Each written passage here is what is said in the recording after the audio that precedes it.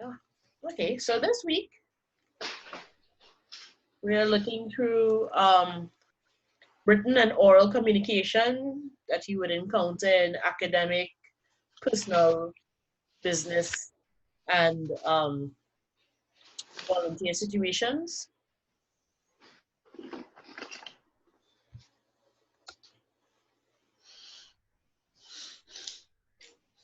So what I will do, we will go through some of the definitions and explanations, but I will leave the reading samples for you to complete on your own time.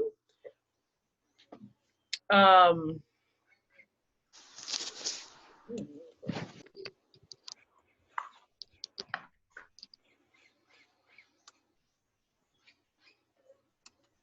right.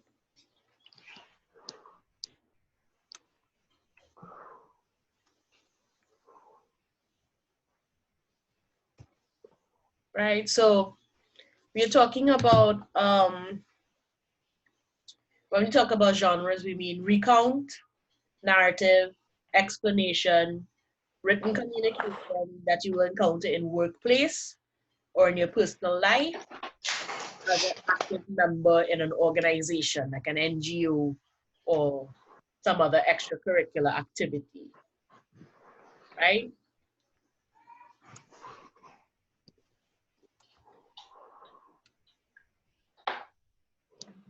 So, Excuse me, are you recording today's class? yes,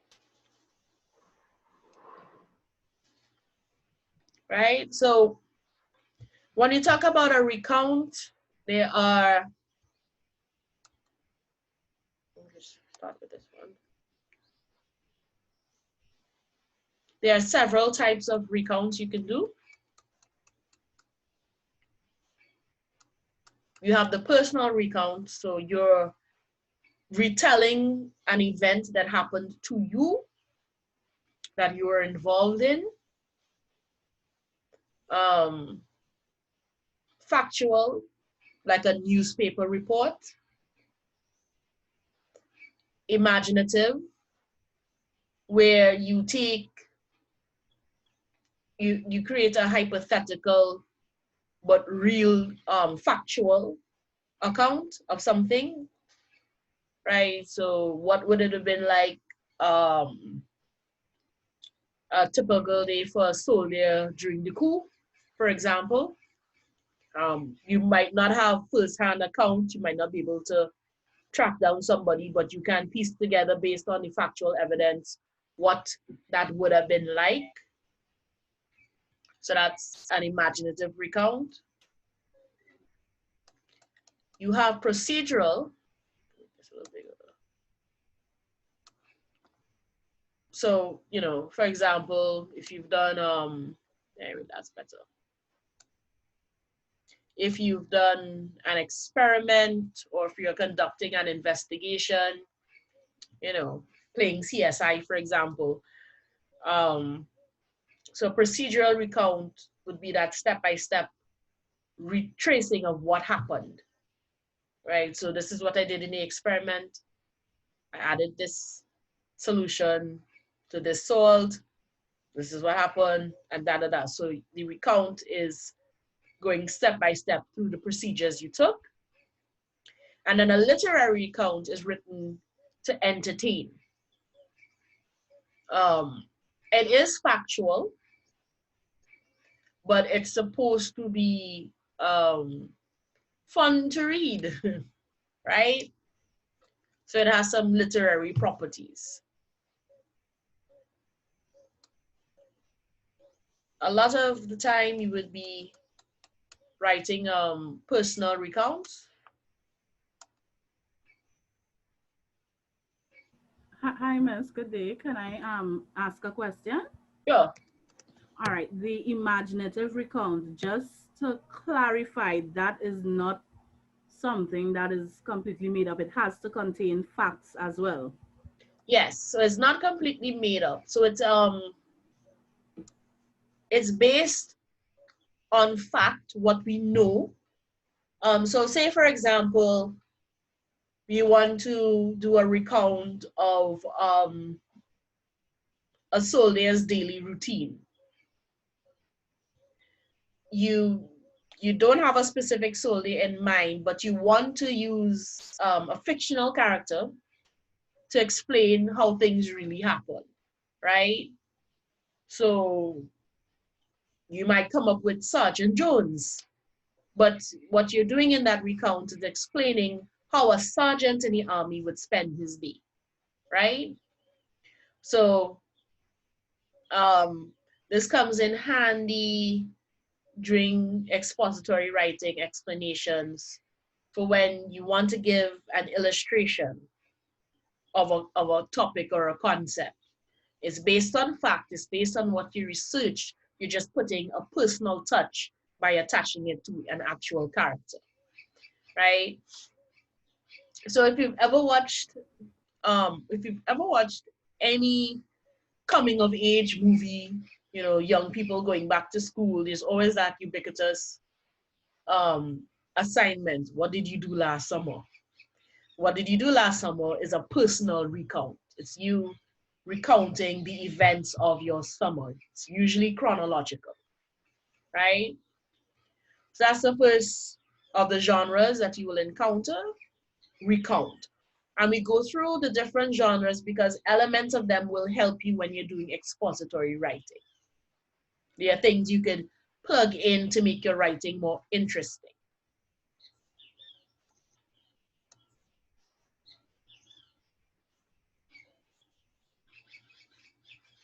Right?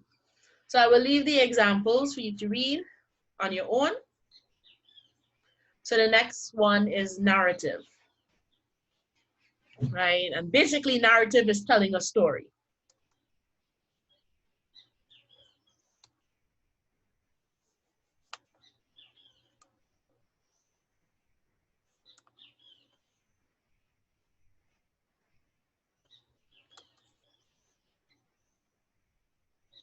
Oh, it won't let me. It might be nicer to you, but I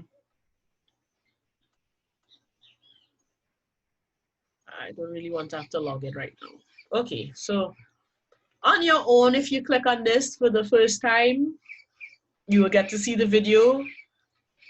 But apparently, because I've watched the video already for the day, it won't let me watch the video again.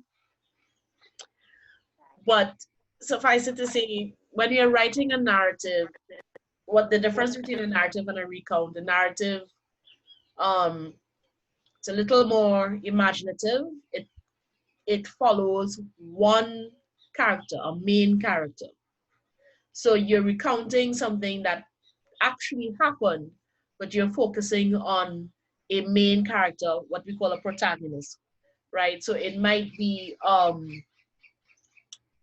for example, like a biography and autobiography, right? So there's a main character in that autobiography, the person writing it.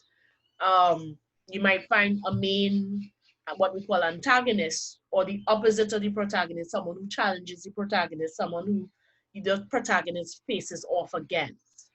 You will have other characters, and they'll be crafted like you would a story. It's all factual, but you're employing storytelling tactics to get the message across, right?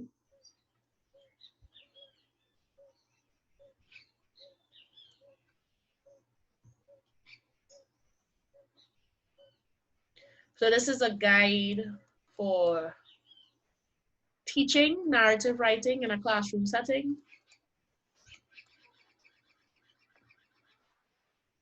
And again, the benefit of a narrative is that you can tell a story. One, reading narratives also helps you read the rest of the world because you become accustomed to picking out information from a story, piecing things together. Because again, a narrative is not always chronological. And so it helps you develop critical thinking and critical reading skills, right? So we always encourage teachers to incorporate narratives and studying narratives no matter what else you're doing. It helps people associate with the topic. And you can use narratives outside of teaching English.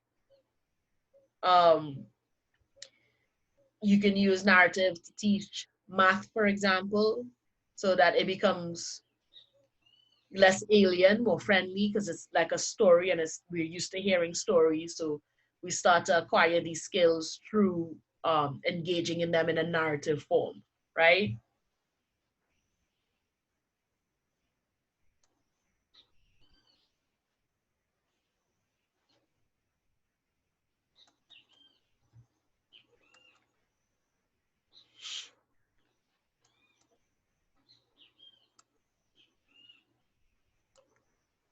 Right. You can review this a little further, but again, just to reiterate what goes into writing a narrative, how you read a narrative, what you look for, right? So you can review this on your own. Needless to say, um, we will talk a lot about the author's purpose, and we will look at that more closely next week, what we mean by author's purpose. But why is the piece being written? Why use a narrative? What are they really trying to say? What message is the sender sending through narrative, right?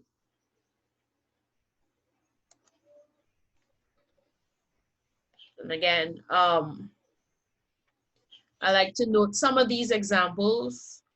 They're hard to pin down in terms of genre because they overlap. So for example, this piece by Adichie is both a recount and a narrative. It's almost like a diary of the mourning process that she goes through after her father dies. But it's told in a narrative form. So it's both a recount, a personal recount, and a narrative.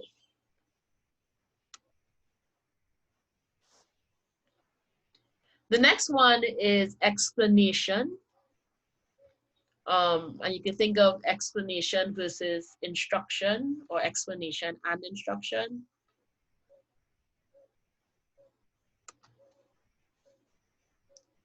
Right? So by and large, an explanation we can call expository writing, because the main purpose of expository writing is to explain something, right? Which is slightly different from instructions, which is really how you do something. So there's a slight difference. When we cover process analysis, it's a mixture of explanation and instruction. So you giving someone how to do a process step by step, but you're explaining each step along the way, so people understand what the process actually is, right? So this is another genre, another reason for writing, to explain something, right?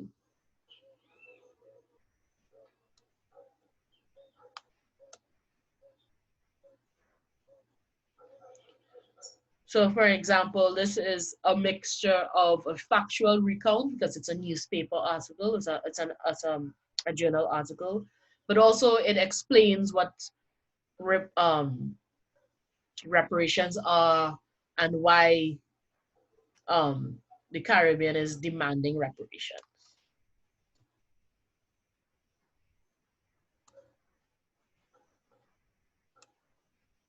This is Democracy Now! Democracy Now! Citizens No, start here. Became a brilliant and powerful leader of the anti-slavery movement. In 1852, So this is an he example was asked to of an speak explanation. in celebration of the 4th of July. fellow citizens, pardon me, and allow me to ask, why am I called upon to speak here today? What have I, or those I represent, to do with your national independence? Are the great principles of political freedom and of natural justice embodied in that Declaration of Independence extended to us? And am I, therefore, called upon to bring our humble offering to the national altar and to confess their benefits and express devout gratitude for the blessings resulting from your independence to us?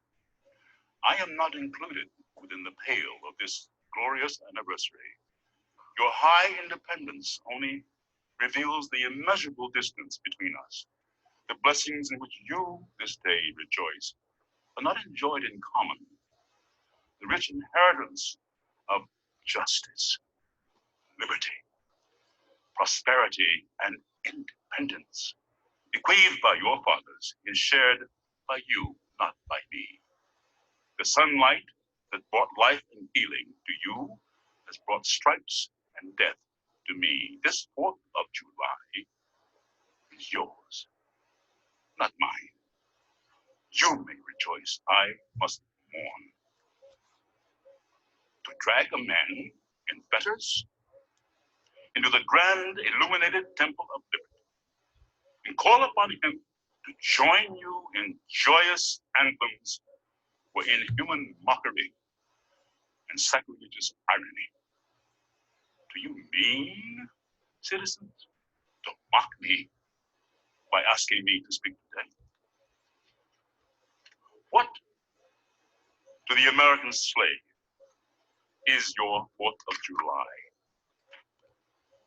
I answer, a day that reveals to him more than all other days of the year the gross injustice and cruelty to which he is a constant victim. To him, your celebration is a sham, your boasted liberty an unholy license, your national greatness swelling vanity. Your sounds of rejoicing are empty and heartless, your denunciation of tyrants, brass-fronted impudence. Your shouts of liberty and equality, hollow mockery. Your prayers and hymns, your sermons and thanksgivings, with all your religious parade and solemnity, are to him mere bombast, fraud, deception, impiety, and hypocrisy, a thin veil to cover up crimes that would disgrace a nation of savages. There's not a nation of the earth guilty of practices more shocking and bloody than are the people of these United States at this very hour. At a time like this, scorching irony, not convincing argument, is needed. Oh, had I the ability and could reach the nation's ear, I would today pour forth a fiery stream of biting ridicule, blasting reproach, withering sarcasm, and stern rebuke. For it is not light that is needed, but fire. It is not the gentle shower, but thunder. We need the storm, the whirlwind, the earthquake. The feeling of the nation must be quickened. The conscience of the nation must be aroused. The propriety of the nation must be startled. The hypocrisy of the nation must be exposed. Crimes against God and man must be proclaimed and denounced. That was James Earl Jones reading the words of Frederick. All right, so again here, there's an example of an explanation. He's explaining why he refuses to celebrate. Mind you, this is Frederick Douglass.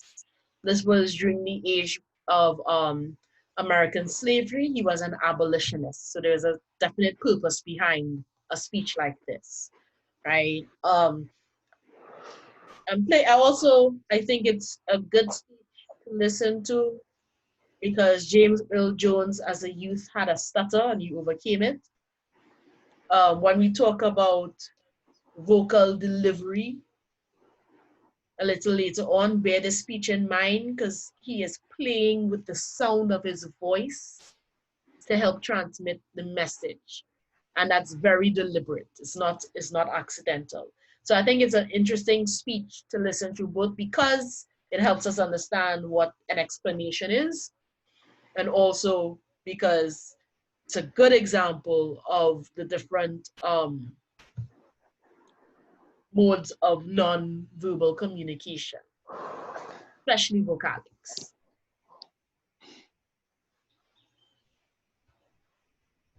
And again, you can read on your own. And I'm noticing, just make sure and click on the blue box, open in a new window, and you will have access to the websites, right? So even if it shows up like this, don't worry about it. You have the link to it, okay? Again, read these examples on your own. The next, of course, for most of you, you might be familiar with the different writings you do in the workplace, like writing memos. For example, this is a memo template. So writing memos, resumes, business letters, business emails, and so on. And I will leave you to read through these things more closely if you haven't gotten to them as yet. So you can read the examples, you can read the guidelines for these technical aspects.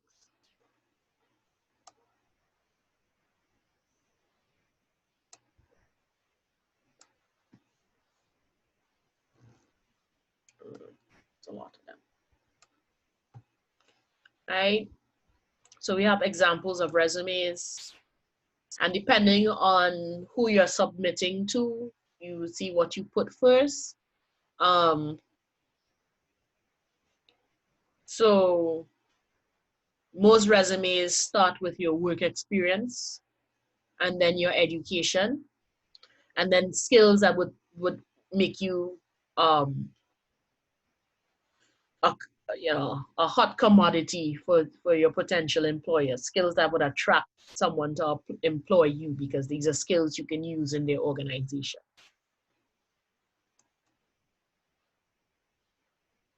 Right? So again, you would notice, because this is service industry, so she starts with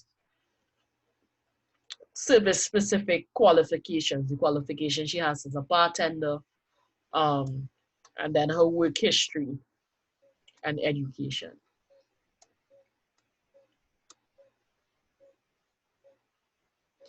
Writing in your personal life would include, not that anyone does it anymore, writing a letter or an email. You use the tricks of writing a personal letter when you write an email.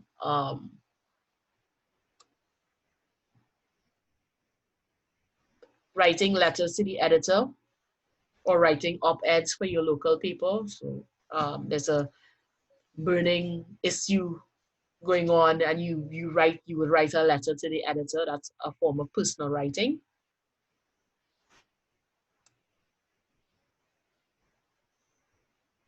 In terms of organization,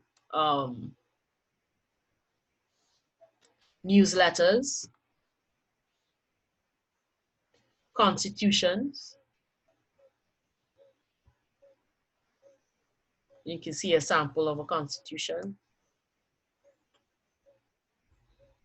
So it has a very specific rules for that. Writing grants. So if you're on an NGO or in a performing company or anything like this, you might need to write grants to secure funding. Right, so here's an example of a grant, and at least the first few pages of a grant, what it might look like. And I noticed there was some chatter about this. This is open until December 5th. So if you haven't found a sample you would like to share yet, do not be afraid. You're not going to miss the deadline. If you want to get more comfortable with the different writing styles, the different genres before you find an example to share, that's okay. This conversation is going on after class, all right?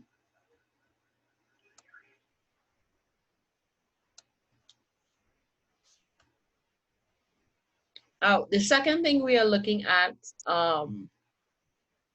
this week, nonverbal communication. Talking kinesics, haptics, vocalics, proxemics, and chronemics, right?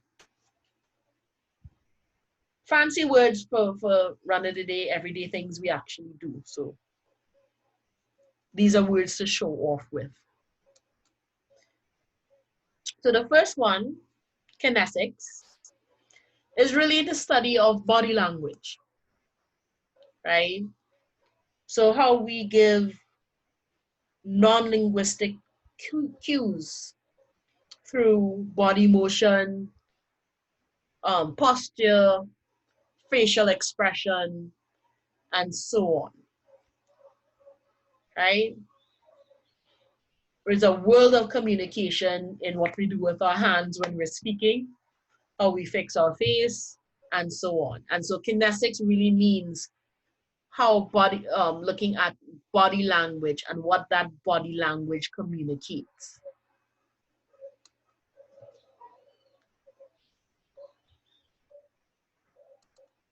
Right.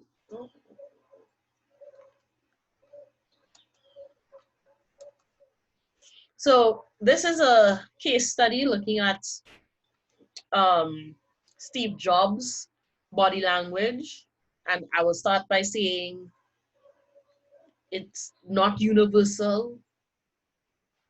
This is studying his mannerisms, but to get you an idea of how body language conveys meaning when you communicate, right?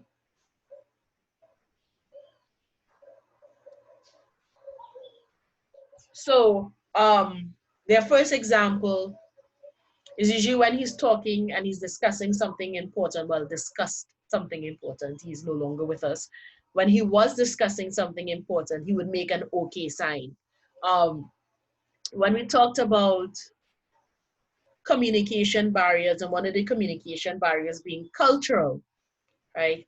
This is the okay sign in America, Caribbean, and Britain. It means something completely different in Brazil. And if you made that sign, you'd be cursing somebody in Brazil.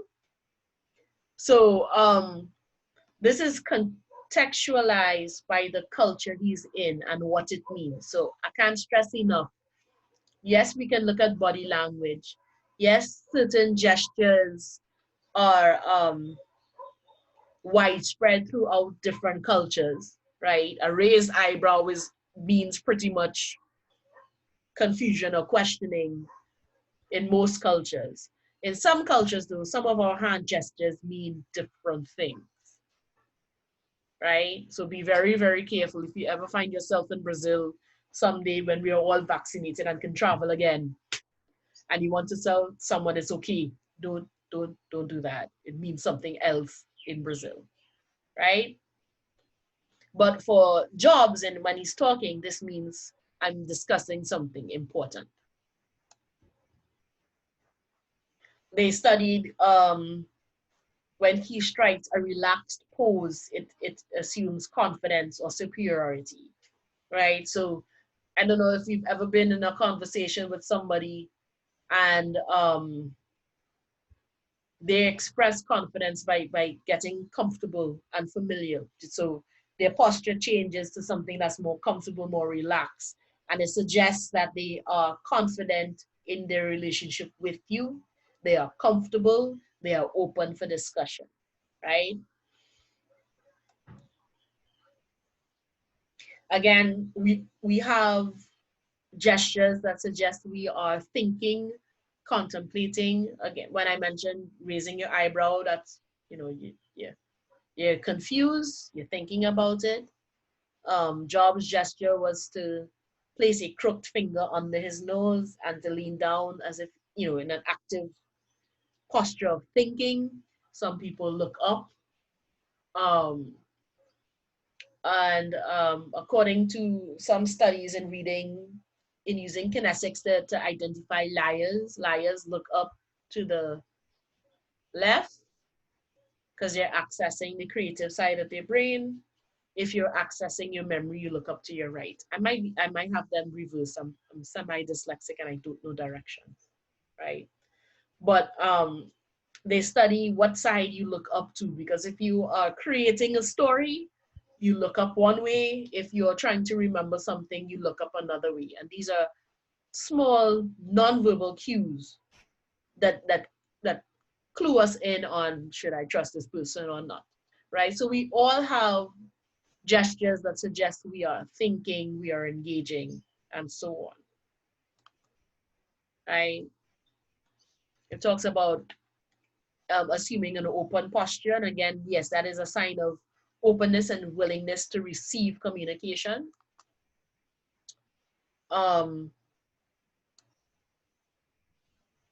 This one is interesting, and it's an example of how easily body language can be misinterpreted. So for him, crossing his arms and looking down is a sign of sincerity and innocence.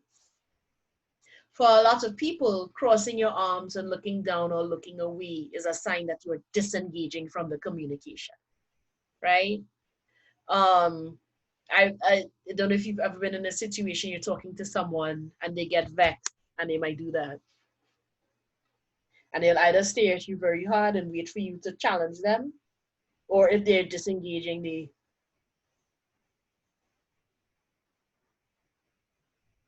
they will look everywhere but at you. And that's usually a sign that they do not want to engage in the conversation, that they're shutting down, right? So this example is a good one, in that for him, looking at him, getting to know him, this is a gesture that means I am sincere, I'm innocent, I'm listening, I'm engaged. For many people, this would be a sign that you're not listening to me.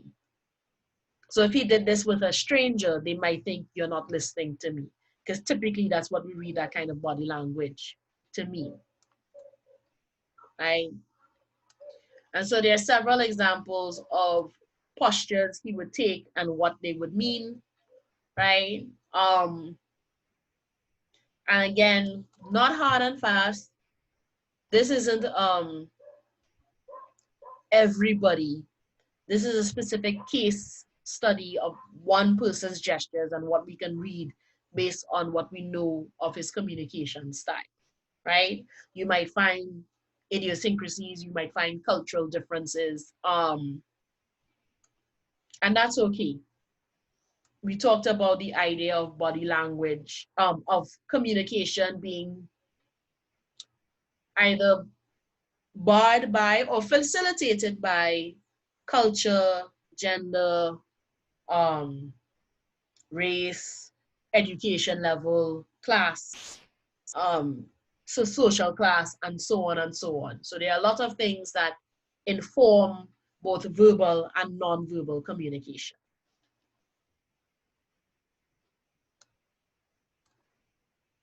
So kinesics is body language.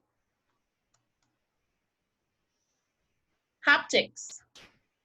And this is something people are missing quite a lot these days. Haptics is the idea of touch and communication, right? What it means, the sense of touch to communicate different meanings. In Trinidad, a lot of us are touchy-feely, huggy people. That's a form of our communication, right?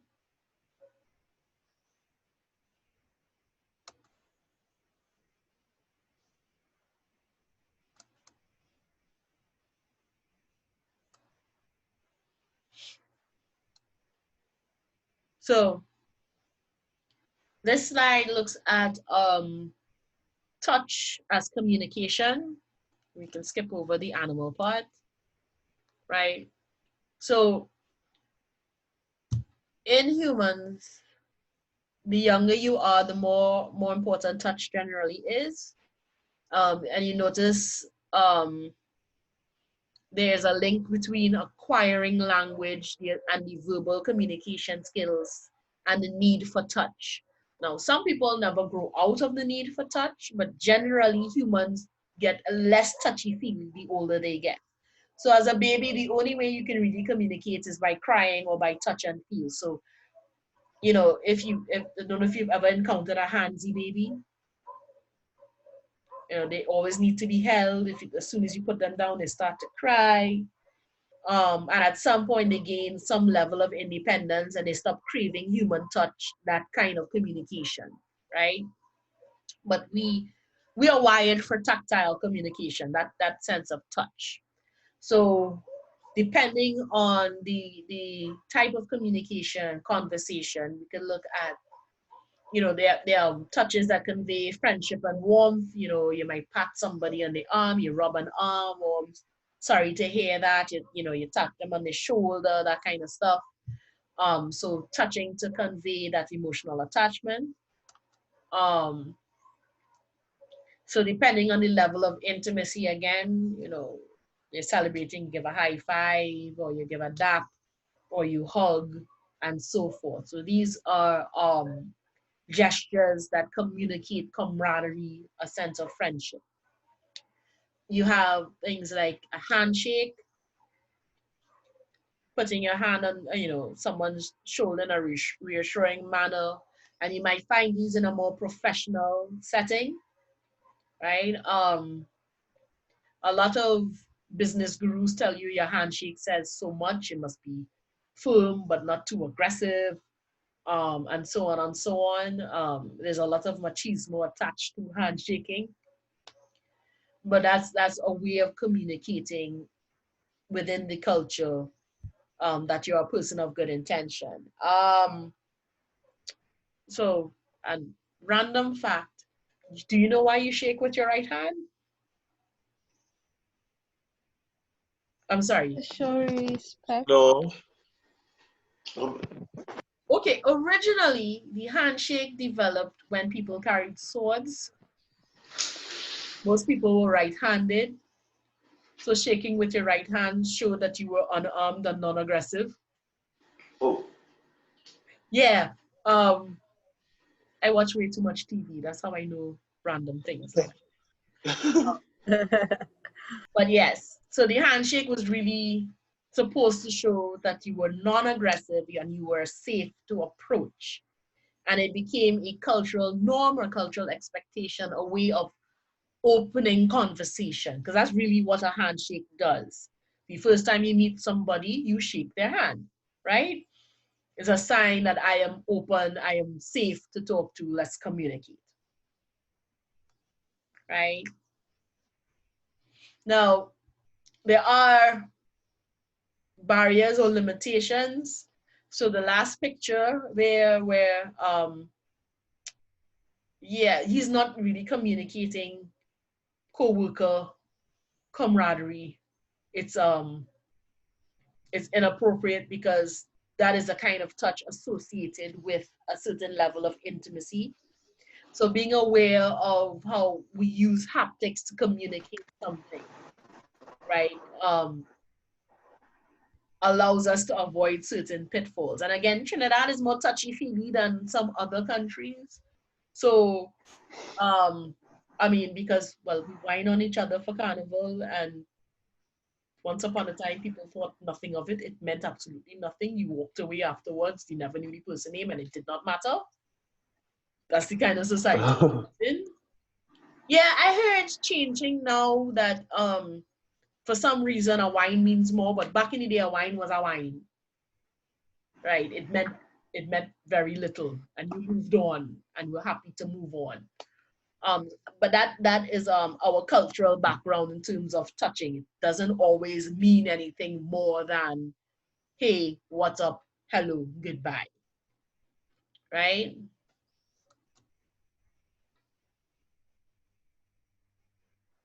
So again, you can go through, do you have safe spaces to touch people, to communicate things?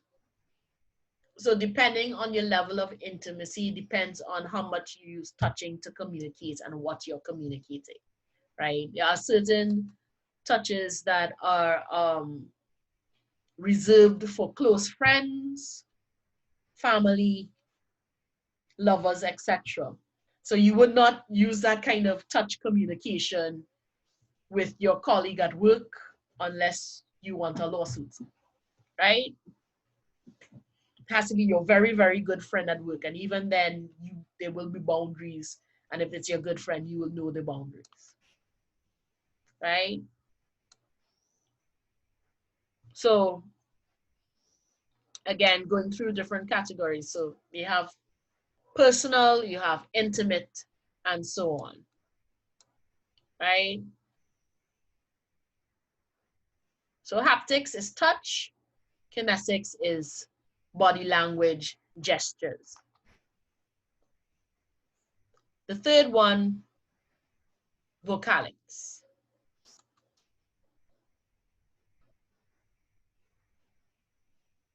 Right? Oh, I should have done that all the time.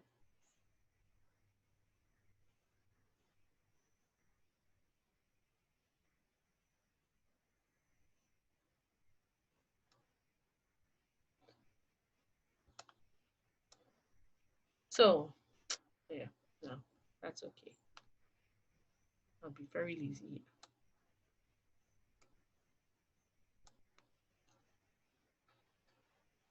Yeah, okay, you know what? Prezi, how do I stop you? All right, there we go. That take too long. I really just want you to, you can explore the whole thing at your own pace, but I really want to look at vocalics here. And we will look at this in more detail when we talk about vocal delivery, because this is really what vocalics is how we use our voice to convey a message. Not the words, but the voice itself, right? So we talk about the tone of voice, and it would suggest your emotion and your emotional attachment or your attitude towards a topic. This also translates into writing in what we also call it tone in writing, and as the attitude of the author to the subject he or she is writing about. So your tone will indicate what your emotional attachment is to the message you're conveying. So for example, you thought you were saying something innocently, but the tone you use suggests that you're angry, insolent, disengaged, and so on. So there's a difference again between I'm sorry and I'm sorry, right? It conveys a different meaning, and that's just by manipulating your tone.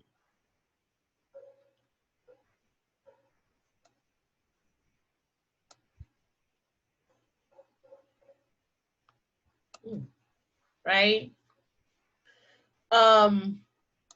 This can be done by manipulating your pitch. So pitch is the actual sound of the voice.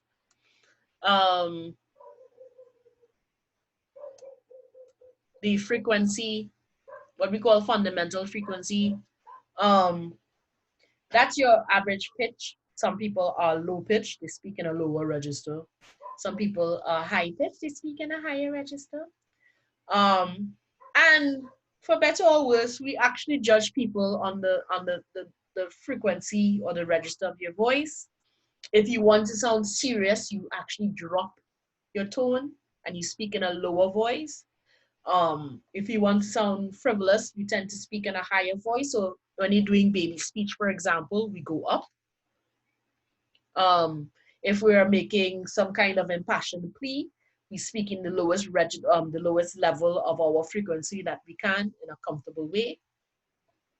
While we are speaking, we play with inflection, right? Now, I think it was with this class, I used the example of the Valley Girl and how they always sound like they're asking a question. In English, a statement is flat, a question goes up at the end of it. And that's a very simple example of how you play with your with your inflection to create meaning, right? The rate is how quickly we speak. So There are people who speak very quickly and you don't understand what they're saying because they're going too fast. There are people who speak very slowly and you don't understand what you're saying because you forgot the last word they said between the last word and the next one. We tend to, if we're engaged in a conversation and we are reaching some form of agreement or total commitment in the conversation, you will find synchrony. We match our rate and our frequency, our gestures as much as possible to the other person who's talking. So don't know if you experience it. For example, in mediation, and you could use this in everyday life. If someone comes to you agitated and they're high pitched and you want them to calm down, slow down the rate of your speaking, lower your frequency, and be as calm as possible.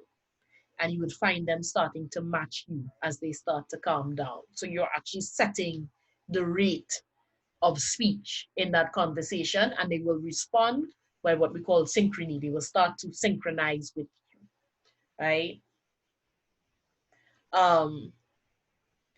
Of course, your rate is affected by your level of emotion. So if you're highly agitated, you speed up. If you're extremely sad, you slow down. And these are some ways to tell the speaker what the underlying messages the speaker might not be able to verbalize, say in words, but you can hear it in the rate, the tone, the inflection, and so on. Volume refers to how loudly or how softly we speak, and playing with volume allows us to accent certain words. So when we were listening to James Earl Jones, for example, notice he got louder on certain words, right? Meant to make us feel more passionate about what he is saying. So raising your volume, you are accenting the word, you're drawing attention to that word.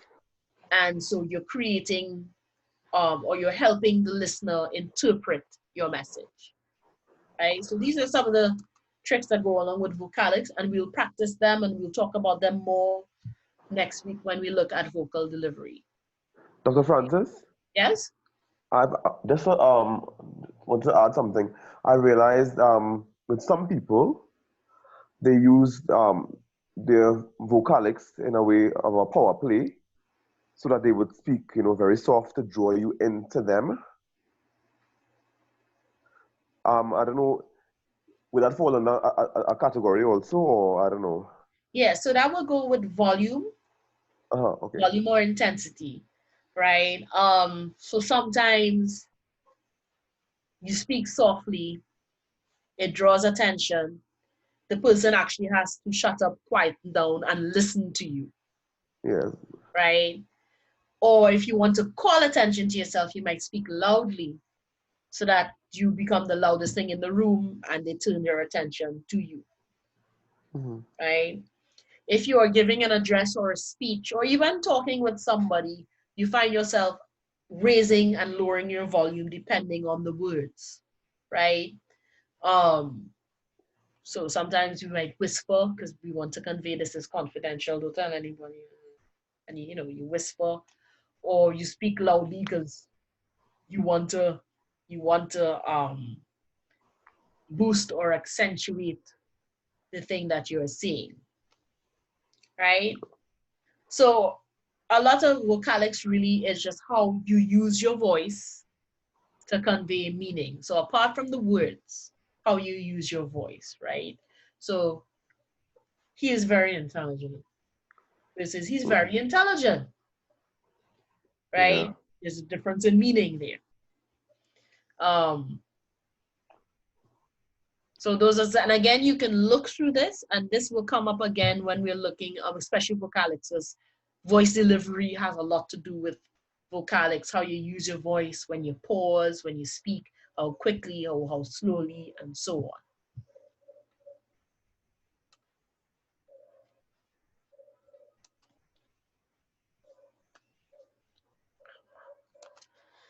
Proxemics or as they say, proxemics, and I'm pretty sure they're not gonna let me see. Oh, are you really gonna let me see the video? Yay! No, they're not. Okay, so on your own, you should have access to this video. It was supposed to be free to share, but I guess not, or free to share if you find it on your own, I don't know. But proxemics, or as they say, proxemics, is really the study of space and distance in communication. And it comes in very handy when we're talking about presentations, how you use your space, how you set up your surrounding, right?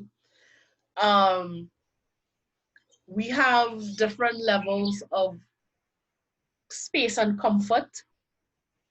In Trinidad, we're a close contact, so our personal space bubble, typically outside of pandemic, is very small, right? So, I mean, if you're walking on Charlotte Street and someone walks very close to you, it's not necessarily them bursting in on your personal space.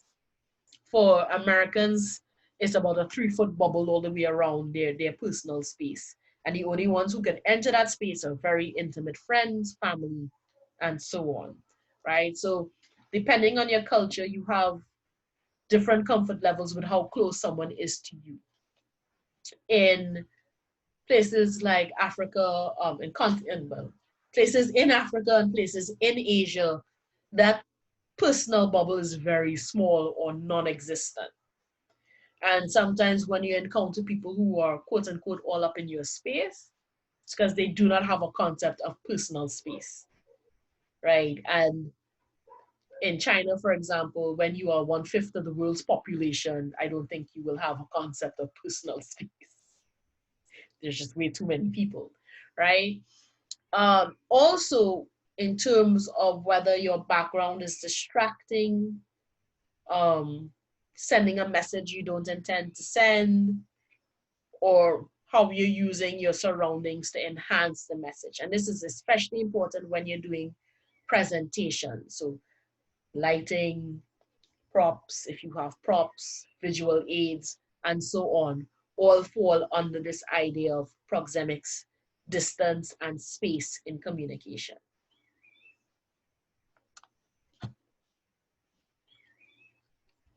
Chronemics is a fancy term for how we understand time and how we communicate time.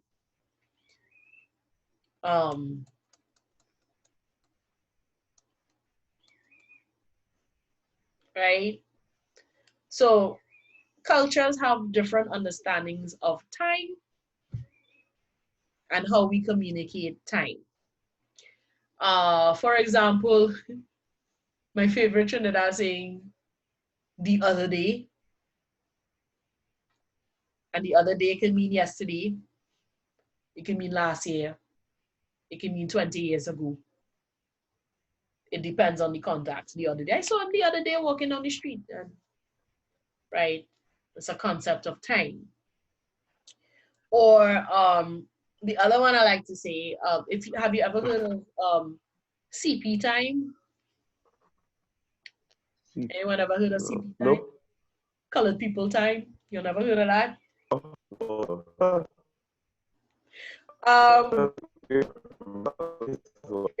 It sounds bad, but it kind of is a thing. It's a cultural thing. We come from cultures that have a different concept of time. Our timing is based on our activities in the day. So having a clock dictate what we do and when was not in our culture, right? Yeah. And it filters through then our very loose and easy interpretation of what the clock means. So when you tell someone come for 8 o'clock, right? If you tell a Trinidadian come for 8 o'clock, when they actually showing up? Half an hour. Oh, we've gotten better. We've gotten better.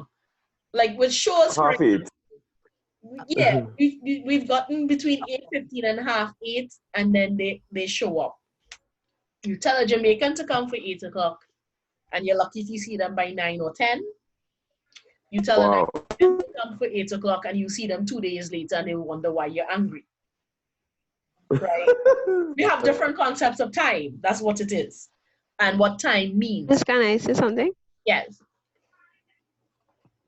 Like, I mean, another example is someone might say, "I'm coming just now," and that just now might be the same thing 2 hours later. Yes. Never Yes. accept from a Caribbean person, I am coming just now. Or I'm around the corner. Yes. They have a lot of sayings that you can't trust. It's not that far. And then I had an experience, for example, we went to Labor Day long ago, long ago in undergrad. We went Labor Day to this group I was the president of. And there was some special arrangement made by one of the students to get this special Trinity breakfast. So I'm like, okay, cool. They say it's not far from where the bus is dropping us off. We walk 2 blocks. And I mean, if you're familiar with New York, you have street blocks and you have avenue blocks. Avenue blocks are long, right? An avenue block is like walking from John D to town, to the center of town. Wow. It's long. So we walk 2 avenue blocks and we stop and go, how far is this place? And you say, it's not that far, man. It's a little further. After 4 blocks, we were like, how far is this place? He said, it's not that far. He had us walk 8 avenue blocks. But it wasn't that far. Right? So never trust a Trinidadian when they tell you it's close by. Give me an actual measurement. Either in blocks or in feet, whatever. Is it 3 corners away? Is it 5 corners away? You tell me specifically because I'm not trusting you. It's not that far, man. We could walk that. Not always the case, right? So we play very loose and easy with timing, as opposed to the British. The British almost failed in colonizing India because Indians refused to accept their concept of time. Right, so the trains were never on time because like, who cares if it arrived, good, we get on it, right? As opposed to in England, if the train is a minute late, then the whole system is just failing because it has to be at a specific time, right? Some of the other examples would be how we refer to near and distant, things that happened in the near past, things that happened in the distant past. So I say last week or last Saturday, right? Better yet, last Sunday, because there's an argument between whether Sunday is actually the first day or the last day of the week, right? And so that it all depends on culture and how we use the language. So you can go through this, it's very interesting. But for now, the main thing you need to know, chronemics, is time, our concept of time, and how we use time to communicate.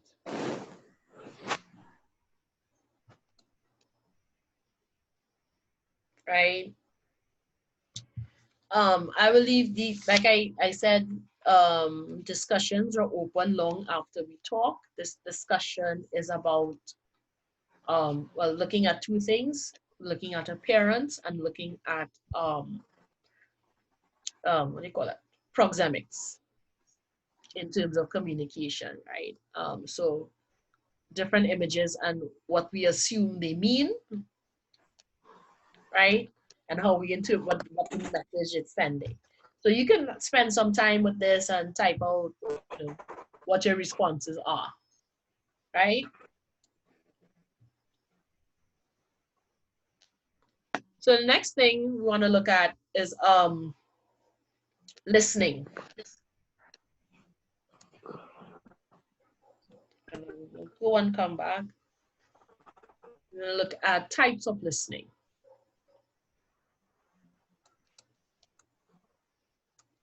Right?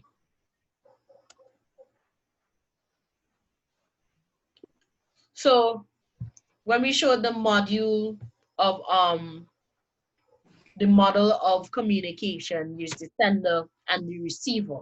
So the receiver also has a job to do in communication, and that's to listen, right?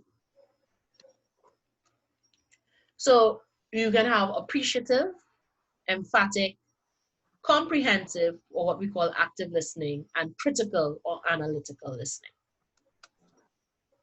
So appreciative listening is you're listening for pleasure. So that your favorite song, watching your favorite TV show, or listening to a comedy routine, or an engaging, entertaining speech, so someone giving a speech at a wedding or toasting someone and so on and so on. So you're listening for the enjoyment of it. You're getting pleasure from that listening, right? So really it's about you deriving a pleasurable experience from whatever you're listening to. You're not really analyzing, you're not really trying to say necessarily what the message is or any deeper thing than I'm enjoying this music, comedy, story, etc. Emphatic listening, you're listening for emotion, right? Your main goal as an emphatic listener is to identify the emotional state of the speaker and to provide some kind of support, emotional support or comfort, right? So I don't know how many of you have had conversations like this where the person is telling you something, not because they want your advice, not because they need your help in solving the problem, but simply because they need to vent and they want you to respond to their emotion and accept their emotions, right? And that's being an emphatic listener, right? You're not trying to analyze the message, you're not trying to come up with a solution, you're simply allowing them to vent their emotion, recognizing their emotion, and giving some kind of moral support for that emotion, right? We don't do this enough, especially if we disagree with the person, but sometimes that's the only thing, the real thing in that message being communicated is I feel a certain way and I need you to acknowledge how I feel. So trying not to be judgmental when we listen to the sub story, right? Comprehensive listening, we're listening to acquire the information in the message, right? So what you're doing right now, pulling information out of what is being said, listening for directions, listening for clarification. That's comprehensive listening. So we want to know what is being said, what are the cues being given, what is really the meat and bones of this message. So in active listening, using all your senses. So what I'm hearing, what I'm seeing, even what you're smelling, and reception of touch, right? Haptics. You want to be able to paraphrase what the person has said, what you've heard the person say. So usually this is when we look at the model and we see that feedback loop. So you're paraphrasing. So did you mean X, Y, and Z? And you put it in your own words and wait to see if you've received the message properly, and give the person an opportunity to restate the message in another way to make it clearer, right? And then you provide feedback.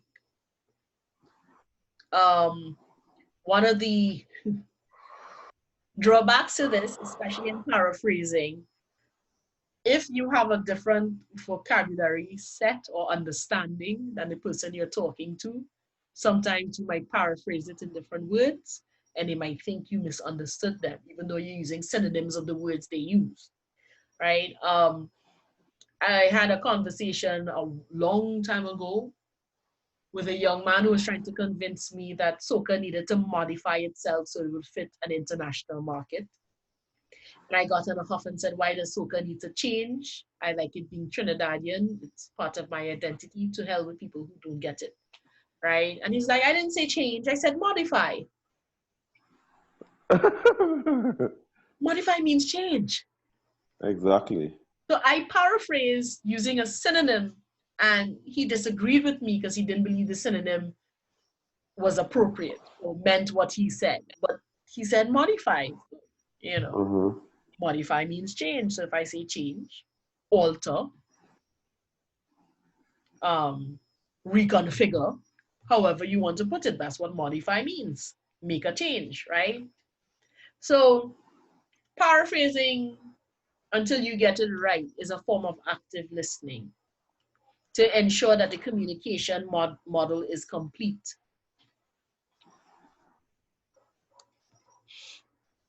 Right? When you have a presentation to do at the end of this class, when you're doing the presentation, there will be question and answers. During the question and answer phase, you are actively listening to make sure you understand what the question is, right?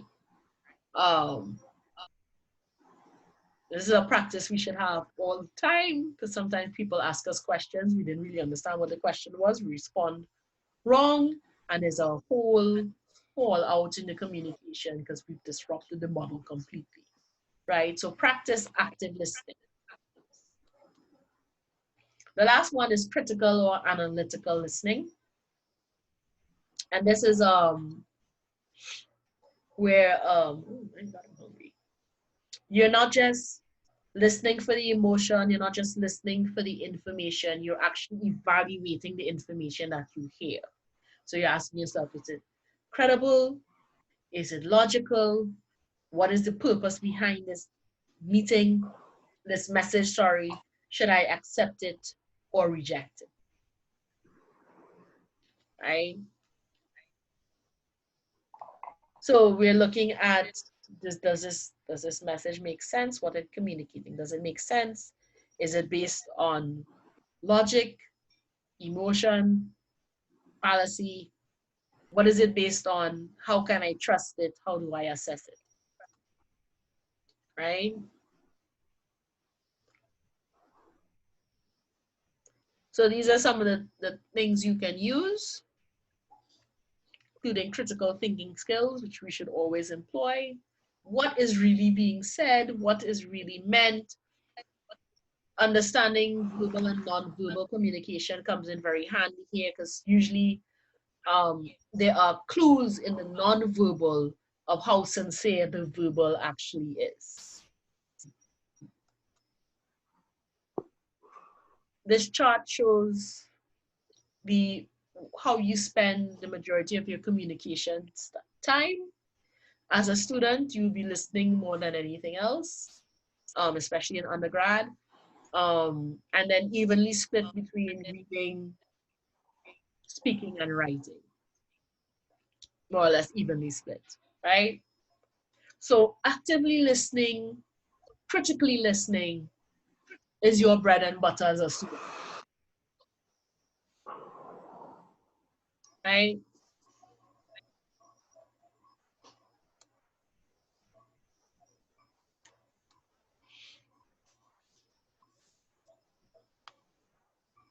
Have it up.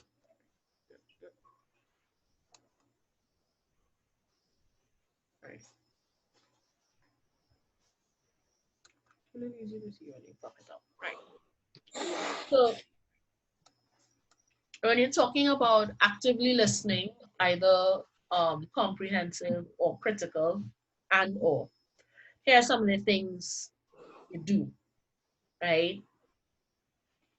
You look for the literal meaning. What do the words actually mean, right? How do you assess the vocabulary? Is the vocabulary stopping you from understanding the message? Is the vocabulary helping you understand the message? right? Um, one of my main pet peeves, and it'll probably be a pet peeve until I die, is people who use fancy words, large words, but have nothing really to say. So they're trying to convince you that, they have something important to say by the length of the word, but really and truly, you're not saying much. So for example, the spotted feline perambulated lazily across the busy intersection, avoiding vehicular manslaughter. They can't cross the road. So, Exactly. right? So, in actively listening and in applying comprehensive listening skills, we want to know what the literal meaning of the words are, the use of vocabulary, and does it reveal the message or does it obscure the message? We make inferences. So this is where we take our experience, our understanding, our knowledge of a topic or similar experience and use it to fill in the gaps in that message, right?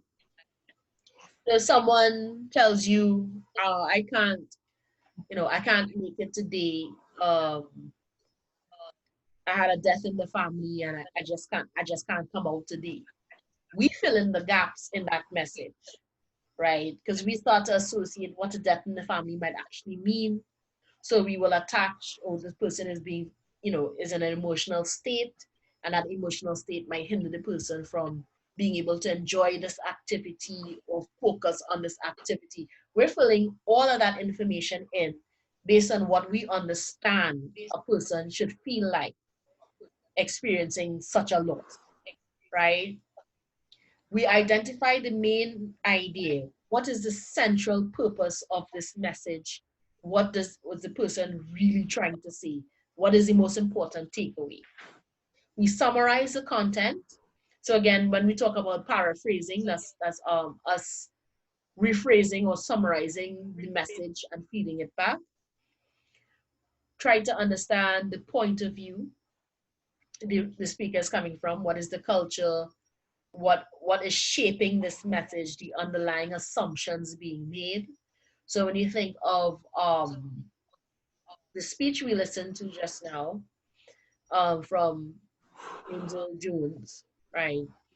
What was the point of view of Frederick Douglass for writing such a speech? He was an abolitionist. This was before the abolition of slavery in the US. So he had a very specific point of view writing that speech, being able to say those things. We look at the reasoning, we try to identify the logic and what the message is based on, how logical it is, how much reasoning went into it, is it sound, and so on. And then we listen for what kind of evidence the person is using to support that message, that argument, that main idea. So those are the 8 things we do when we're trying to listen comprehensively or critically, right?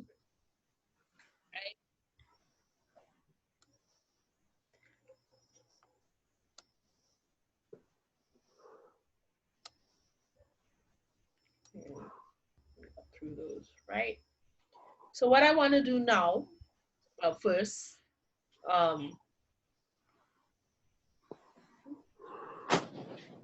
write this down. We're going to split into groups, and we're going to do this exercise, right? Okay. So jot down the instructions. Also, if you have any questions on nonverbal before we start the exercise, that might help you do the exercise, please ask now so that, we can have a very productive breakout session.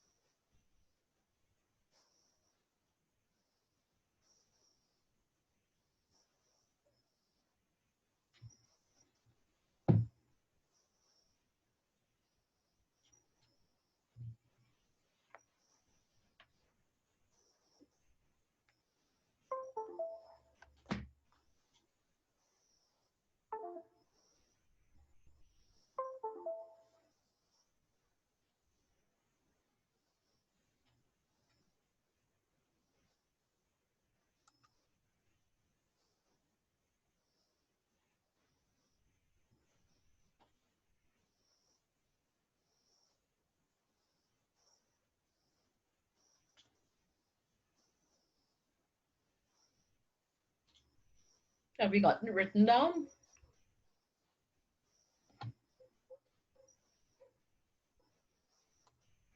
No, no, Dr. Francis, I just got to number 2.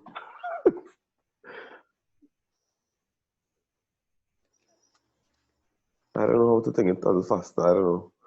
Um,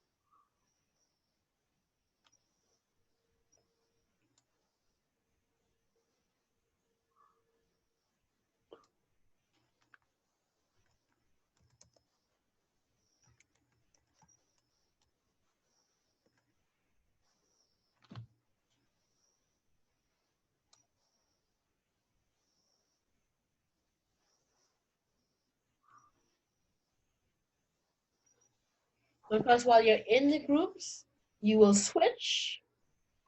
So after student 1 has shared story and you've written down all the information, student 2 will then tell a story and student 1 will write down all the information. If you're in a group with more than 2 people, it depends on how much breakout rooms I can create. At least 2 people share stories and the other 2, while the person is sharing a story, the other 2 will write down their information, right?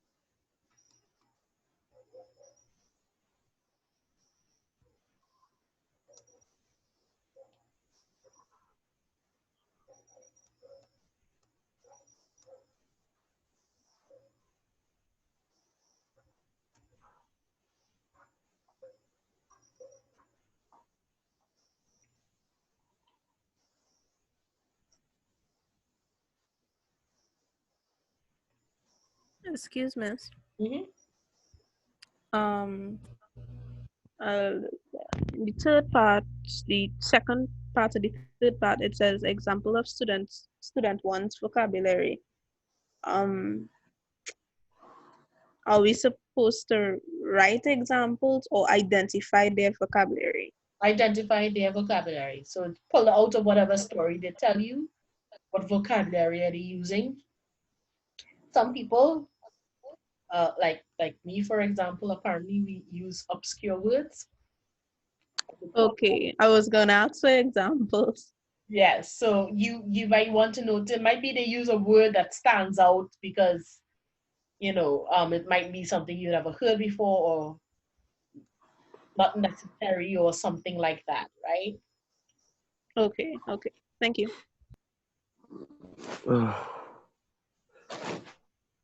So how are you doing the groups, Dr. Francis? We'll do breakout rooms and randomly assign, Okay. right? And so as soon as you all are finished writing out, how many people are you all finished? I'm finished. I don't know of anyone else. I'm finished. Finished. I'm finished. I'm finished. All right, so I'm gonna stop sharing now and just create some breakout rooms.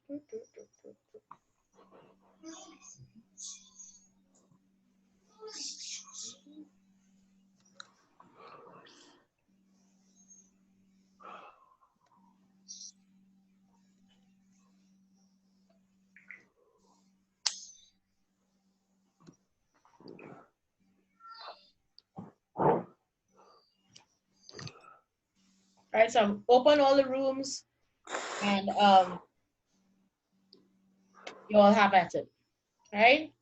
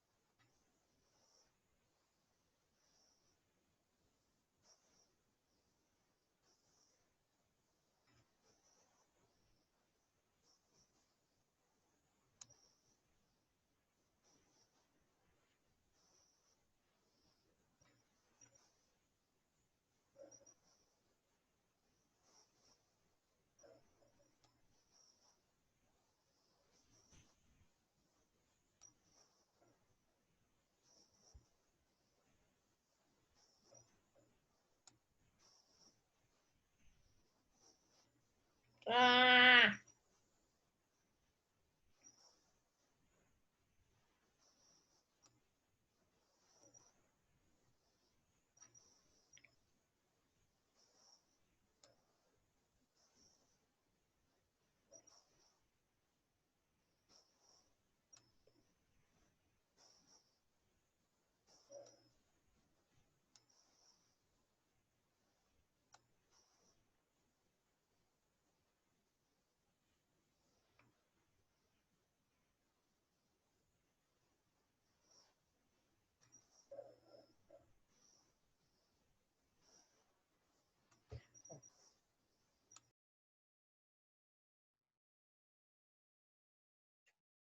Listra?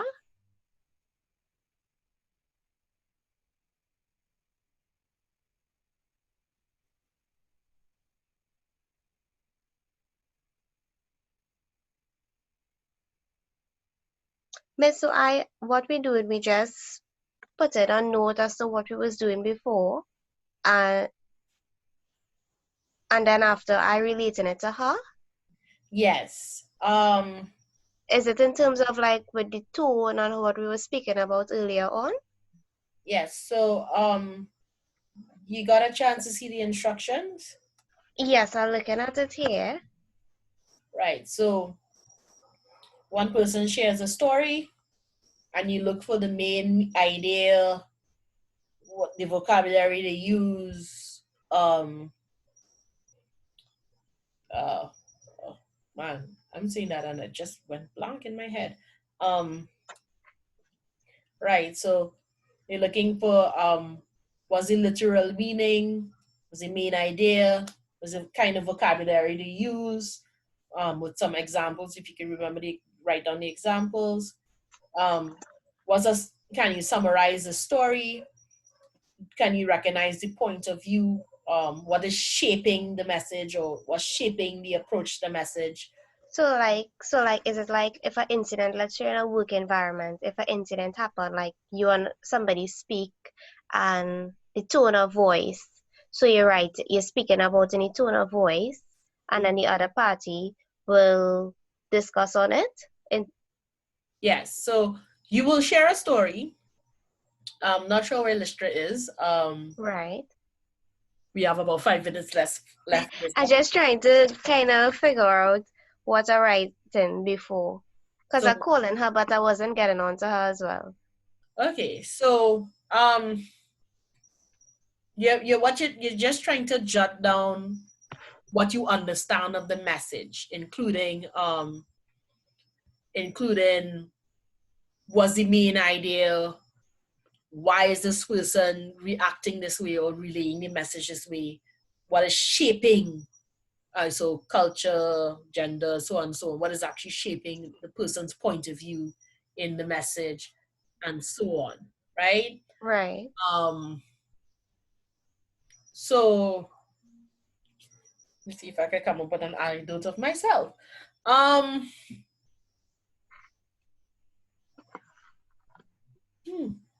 have one prepared. Because sometimes, like, if it is like when the class going on, I will try to pick up it, but then after I will go back on the internet and read up a little more. Like, if, like, sometimes you may say something and I may not understand it, I do one gap you say it. So I'll try to go back on the internet and read it up a little more to get a little more understanding of it. So that's what I was trying to just kind of pick up onto what you were saying. Okay. So let's try this very quickly. So let me share a story and see what you can pick out of it, right? Oh, Listra is coming back on. Right. Okay, so early on during the first lockdown, we went to Hilo in Glencoe. Right. And we were doing our social distancing. This was before you had to wear a mask. So this was the first lockdown. So we're doing our social distancing. We're standing all 6 feet apart. It was me and my mother. And while we were standing in line, a young couple came up behind us and they were not social distancing. And my mother was right behind me and she got vexed and she turned around as an elder and shoved out her hand and said, gestured, step back, right? And so the young couple who were apparently walking up and down in the restaurant in Hilo swapping spit. Hilo, right. They were swapping spit the entire time they were there. They were up under each other and we were like, don't you know COVID is real? So they weren't getting the social distancing at all. They stepped back. He stepped back like, okay, whatever, and stepped back. And then the cashier starts to mutter, who cares? Everyone going to get it anyway, whether you stand 100 feet apart, whether you stand 3 feet, it don't matter, right? And we were so livid. We were so angry. My mother is 74. She has diabetes. I have diabetes. My father has diabetes. So the chances of us getting COVID and having a very, very tragic outcome is very high. And so we packed up our stuff and we left in a huff and we talked about it for the rest of the day. How social distance, how dare you, right? So yeah, that's my quick story. All right, so your job would then be, what did you get from it? What was the main idea? What kind of vocabulary did we use? Did I use to express my idea? Was it helpful or not? What is the viewpoint shaping my emotion, my tone, my reaction to the story I'm telling, the reason I'm telling that story, and so forth. Right. Right. So And then we could say whether it was haptic, like when you was talking about sense of touch or body language, it was right. all of those things. You can look at the body language. It's kind of hard to read because you're only seeing my face, so it's kind of hard to read the body language. So I would focus on the message itself, the other aspects of nonverbal communication. So the rise and fall of my voice, my intonation, tone, rate, volume, and so forth. Right? Okay. So you can jot down your thoughts. We have 1 more minute. I don't know if Listra, are you hearing us? I think Listra has connection difficulties. Right. So okay, yeah, see, she typed she's having difficulties. So we're just going to leave it, I guess, one-sided, and you can share your summary and so forth of the message. So I'm actually going to end the breakout rooms now, so everyone is going to come back, right? Okay. So as a whole, right, you will put it back together, the class? Yes. Okay.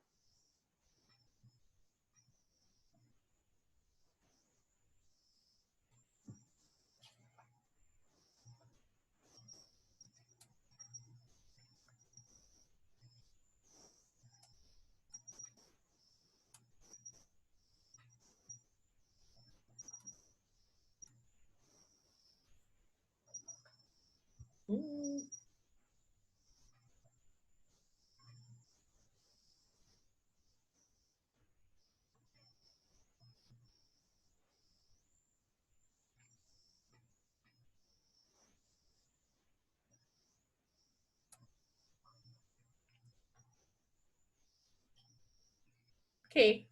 How was that experience? It was quick, miss. The time was It was time was needed more time. It was very quick. Yeah, it was quick. Time was too short. They must have been very good stories. Were you all able to at least listen to one story and write Yes. down? All right. Yeah. Yes. How many people got through 2 stories? Each person got to share a story. I did. Naomi and We both got to share stories. We just didn't get time to write down the Write down. information to both. Questions. Same here. Right. But hopefully it's kind of fresh what you would have written down, even though it's not on paper yet. Yeah.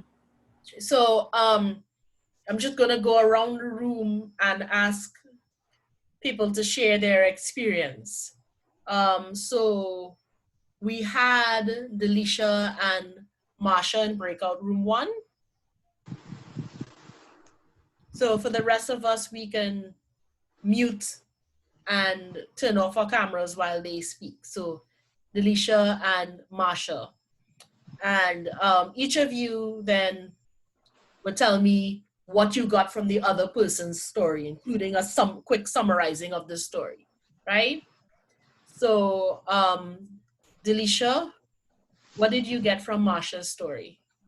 I got that Marsha, she pays attention to her students, and that it was her hope that when she told her parents about a learning disability the child had, it was her hope that the parent would have taken it serious, right, at that point in time, right, instead of waiting for more things to happen, take what the teacher said into just much.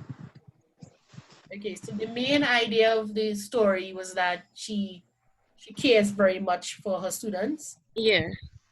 Okay.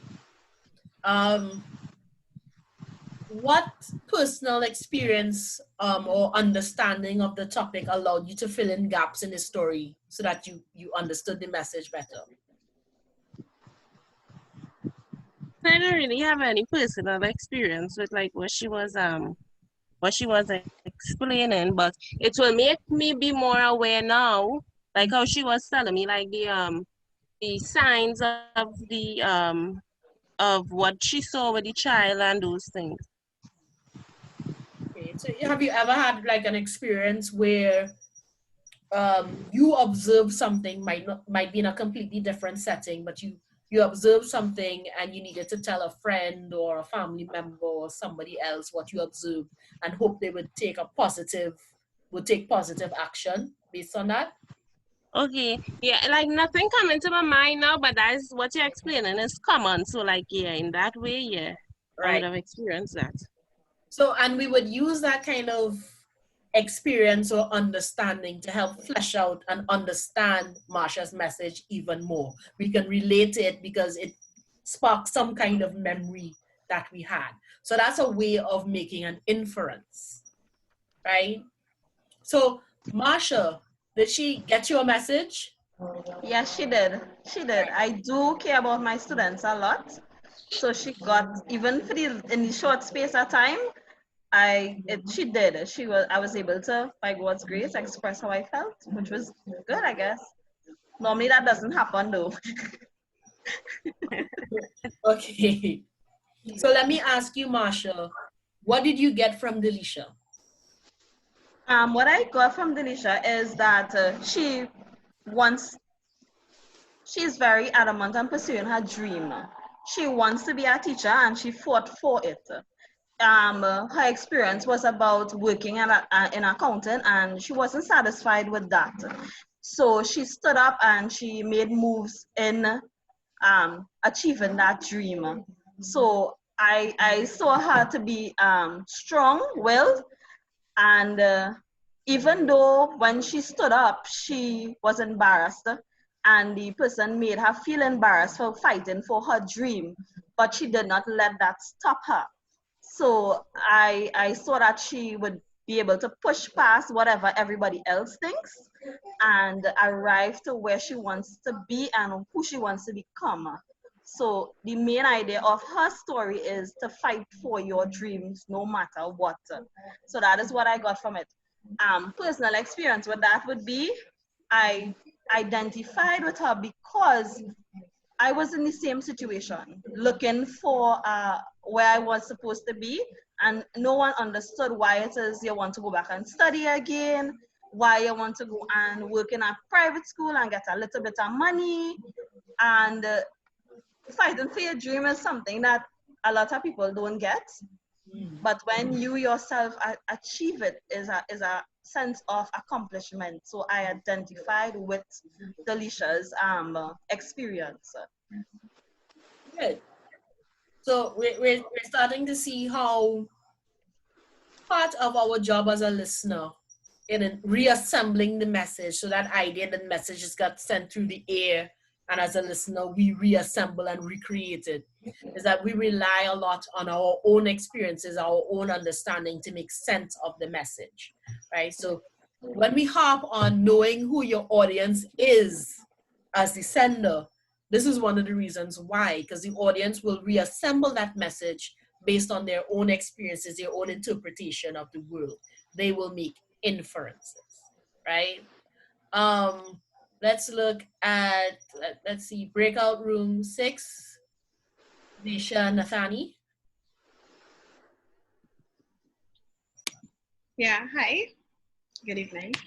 So Nathani's main idea was the benefits of homeschooling, right?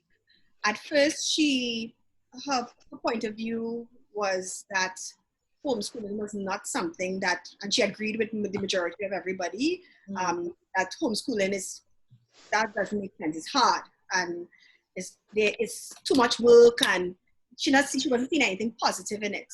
However, having this, what everybody's going through now, this COVID situation, she has now seen the light, so to speak, whereby she's getting to spend more time with her two daughters.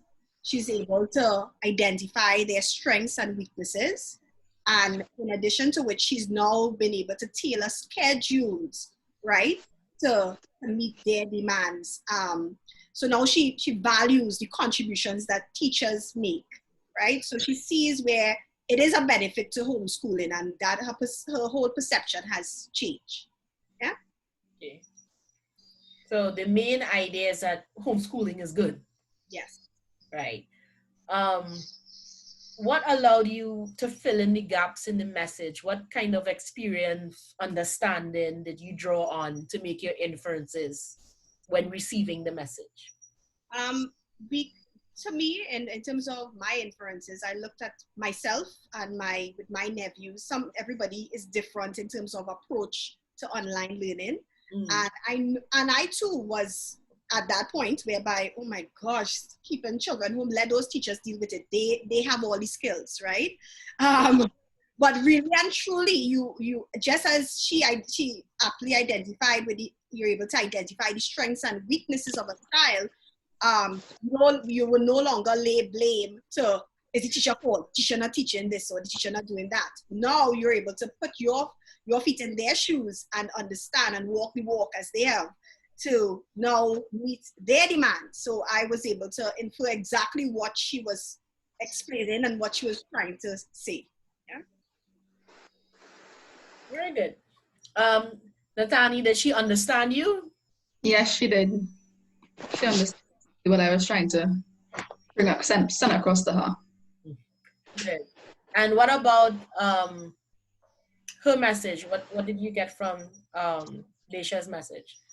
Her message was about keeping the faith. Faith, right? It's about that she's very strong-faithed. She believed in a higher power, so to speak, and she wouldn't let anything deter her from believing otherwise. And so the main point is keep your faith. Mm-hmm. How did you relate to the message? How did you fill in the gaps? How did you draw on your own experiences to understand what was being said? Well, what was being said is that, her nephew was about to lose his job, and because of her age, she kept on praying, and that it was a positive outcome, that he got a call today that he wouldn't be losing his job anymore, or that he wouldn't even be getting a pay cut.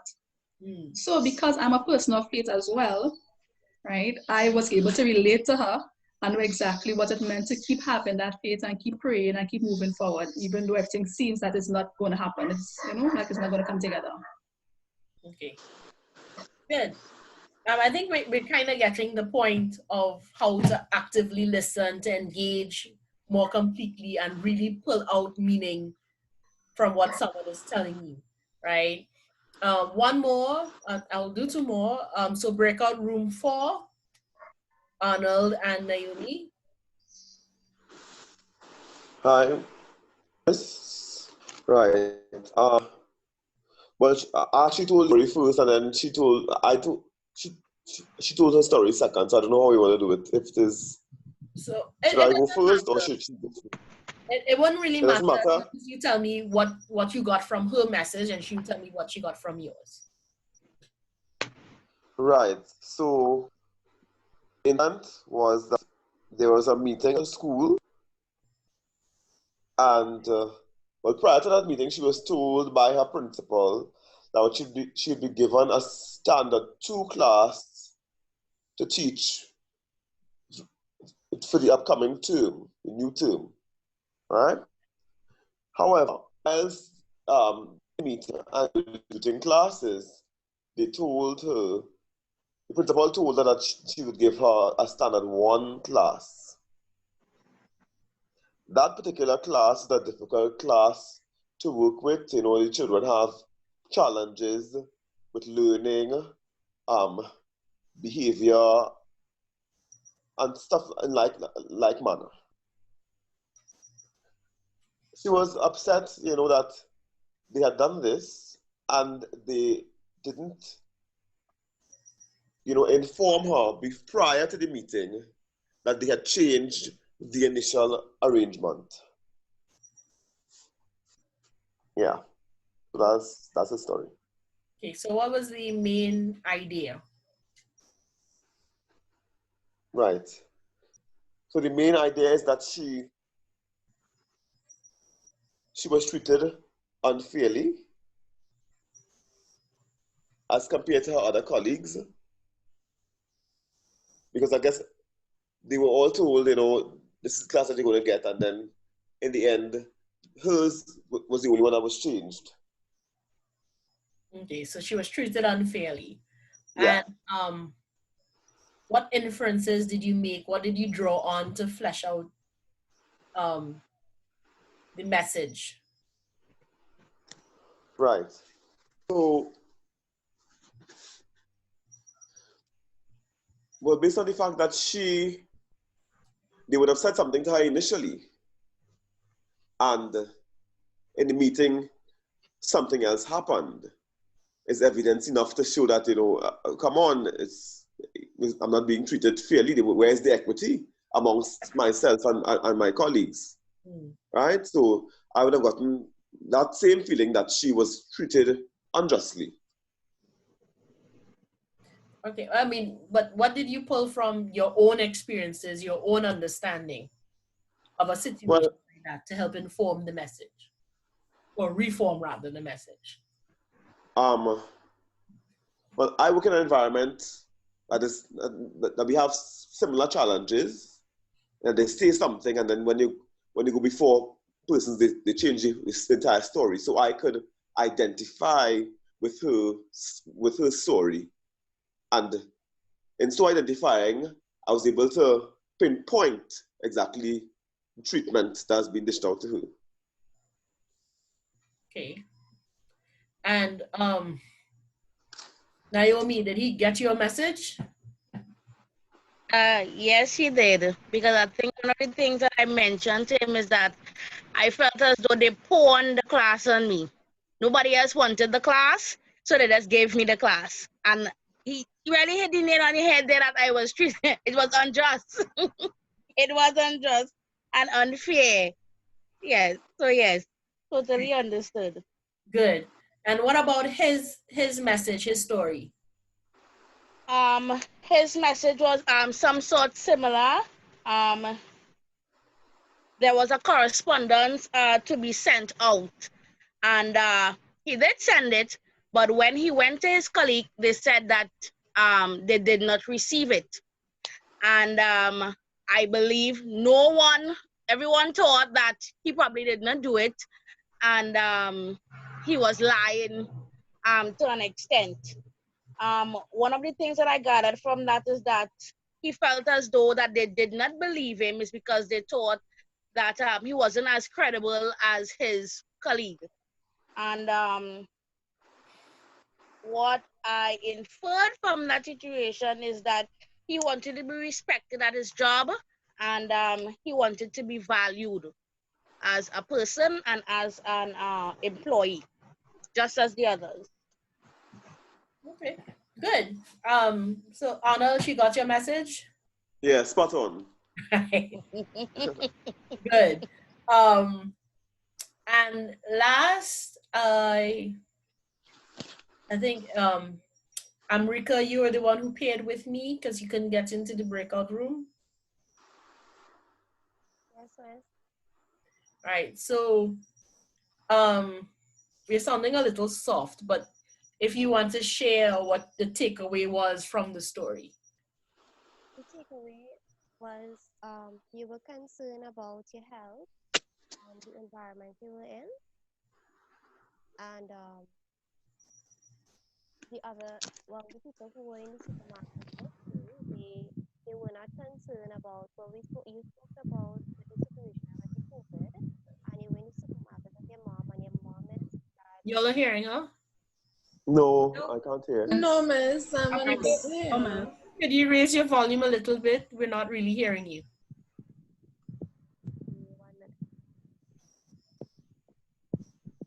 Are you hearing me better now? Yes. Okay. Yeah. Well, her topic was based on she was at the supermarket with her mom, and there were a couple, and with the COVID, they didn't really care about being protected with their health, but she was concerned about her health, and they were just all around like touching stuff, and um, they they just didn't really. Her explanation was they wasn't really concerned about the health and the environment. I And didn't get put too much on it. what was so the main idea was that I was concerned for my health. Yeah. And what helped you relate to the message? What from your own experience you drew from to understand the message? I would say like if it is I have been to the supermarket and like okay, let's say well with the illness of the COVID and miss I don't know how to explain it. Just try. There's no wrong explanation. I would say if it is you go to the supermarket and you know you're a bit concerned with your health and everyone just touching around things, am I going along the correct line?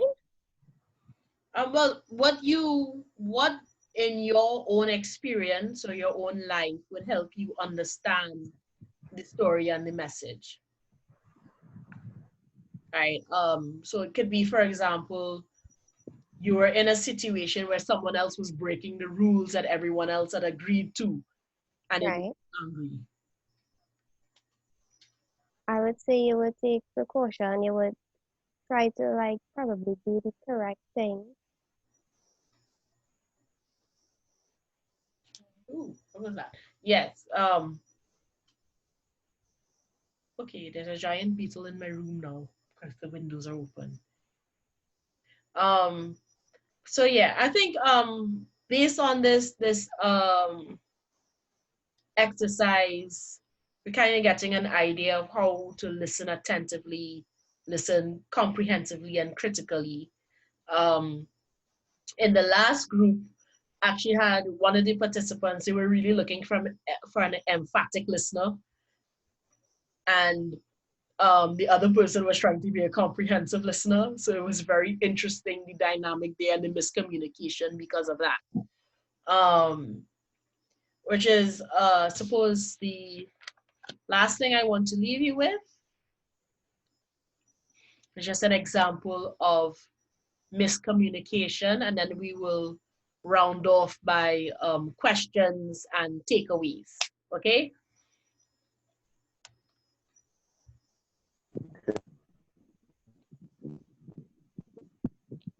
Okay, miss.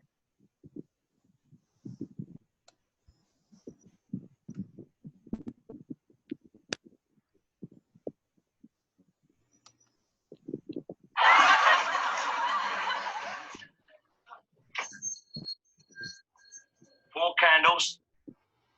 Four candles.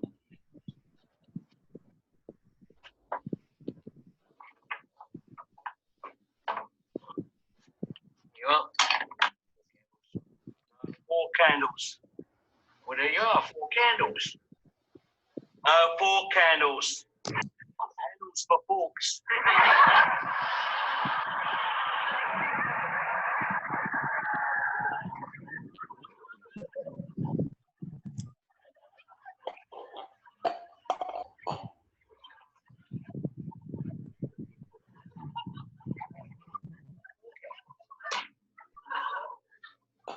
Got any plugs? Plugs? Yeah. Plug. Rubber one, bathroom.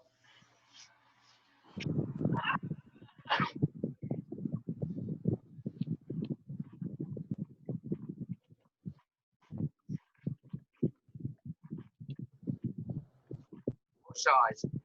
Ballerina.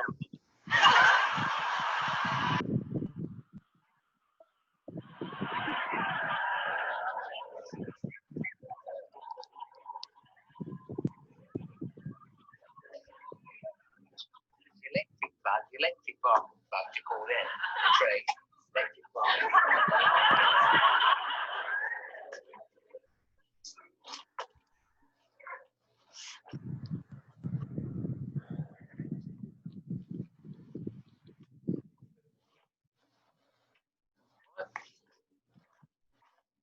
Saw tips. Saw tips.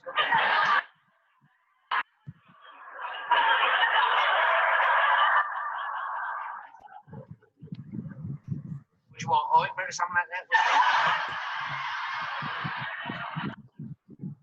Saw tips, but covered the saws. Tips. Hose. No, we haven't got any. Hose. Covered everything. Got any hose? Hose? Hose.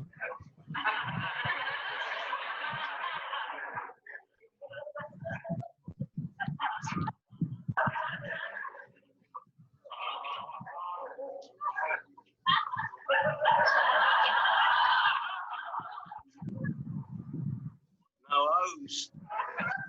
Hose. I thought you meant hose. Hose. Say hose.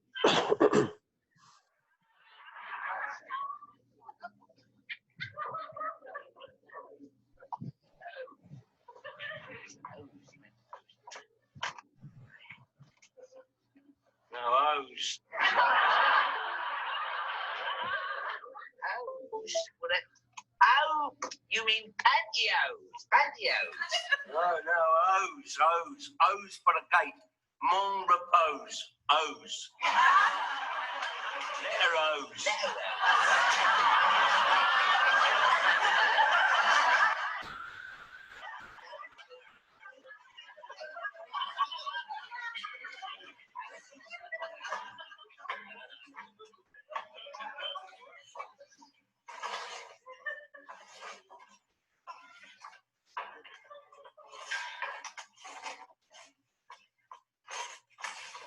And you want two.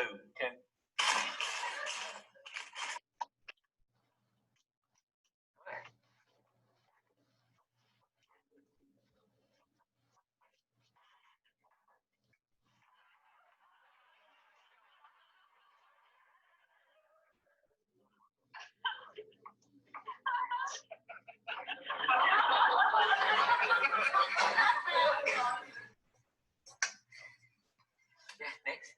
Got any peas? God's sake, why didn't you bleed and tell me that? I'm up the stairs already for that. They can tell me bleed there. I'm up and down the shop all the time. Shop up and down here. You tell me when I'm bad anything.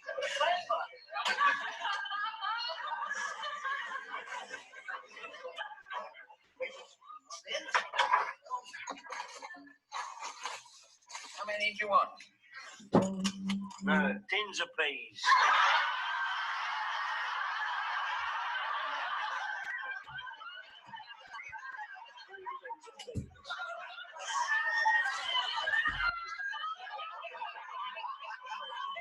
You're having me on, aren't you?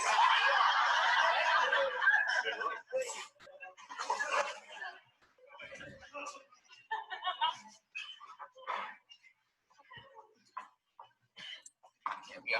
Right. Pumps. And pumps, food pumps. Come on. Food pumps. Food pumps. Food pumps.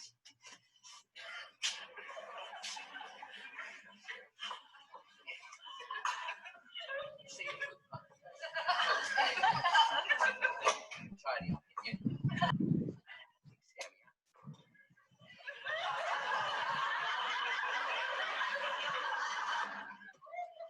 No pumps for your feet, brown pump size 9. You are having me on, you are definitely having me on. You are.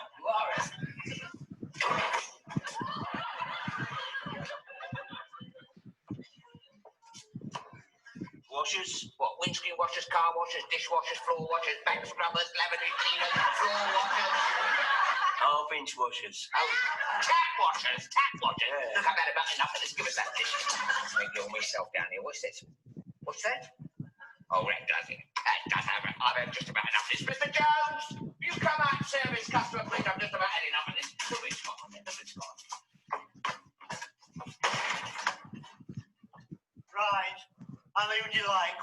II.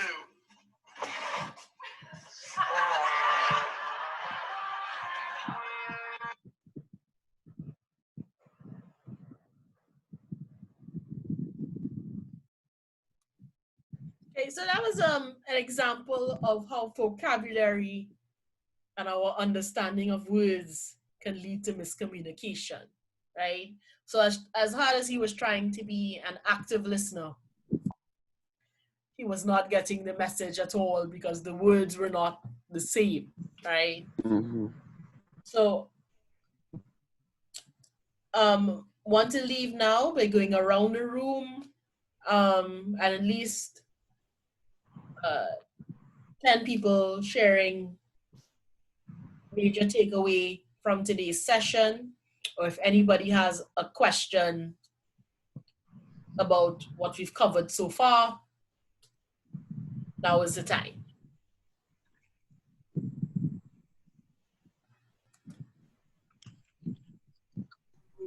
Can I start? And then, right. So I think I'm fascinated by the different types of listening, and particularly the last type, which is active listening. And I had a vague understanding of it before, but now it's much more comprehensive for me. And I actually like it. I like it, and it for me creates a different scope of communication with my colleagues now. I want to try it at work. When I go, I want to try to really actively listen, because it was like when somebody come there with their spirit, some people this vex you, but their very parent is getting, you understand? So you don't take time to actively listen to the message that they are relaying to you. So now I'm going to try to not get vexed when I see them, to try to actively listen to the message that they are relaying, to see if it is I have a plan to get this. Yeah, thank you. Miss, Yeah. I would just want to add to what Anna was saying. What I liked about the session with the active listening was being online is so, to me, I find it so impersonal. So it was nice getting to know some of my classmates, because I'm the kind of the social person that likes to interact physically, to form bonds. Now that's what I'm into. So the online thing, I kind of dislike it a little bit. I have to get with the times, but I dislike the impersonal fact. But it was awesome to get to know Delicia and how strong-minded she is, to find out how faithful the is Disha is, and to find out some of the things about the classmates was real awesome for me. So the active listening worked in terms of forming like a personal kind of bond with the class. Because from there, you know, you have to form groups, and you really don't know the other person, how to form groups via this way. But whereas if we were face to face, we would have been able to get to know one another and say, okay, I would want to try to work with her, or work with this one. You know, so it was a really, really lovely activity. I wish you could recommend it to the other lecturers, would be nice. So that's what I Yes, took from the yes. session. It is awesome to get to know one or two of the classmates. So hopefully we could get that a little more. Hey, thank you. Anybody else? Yes, Miss, good night. Right, so my takeaway is from 2 points, the same listening.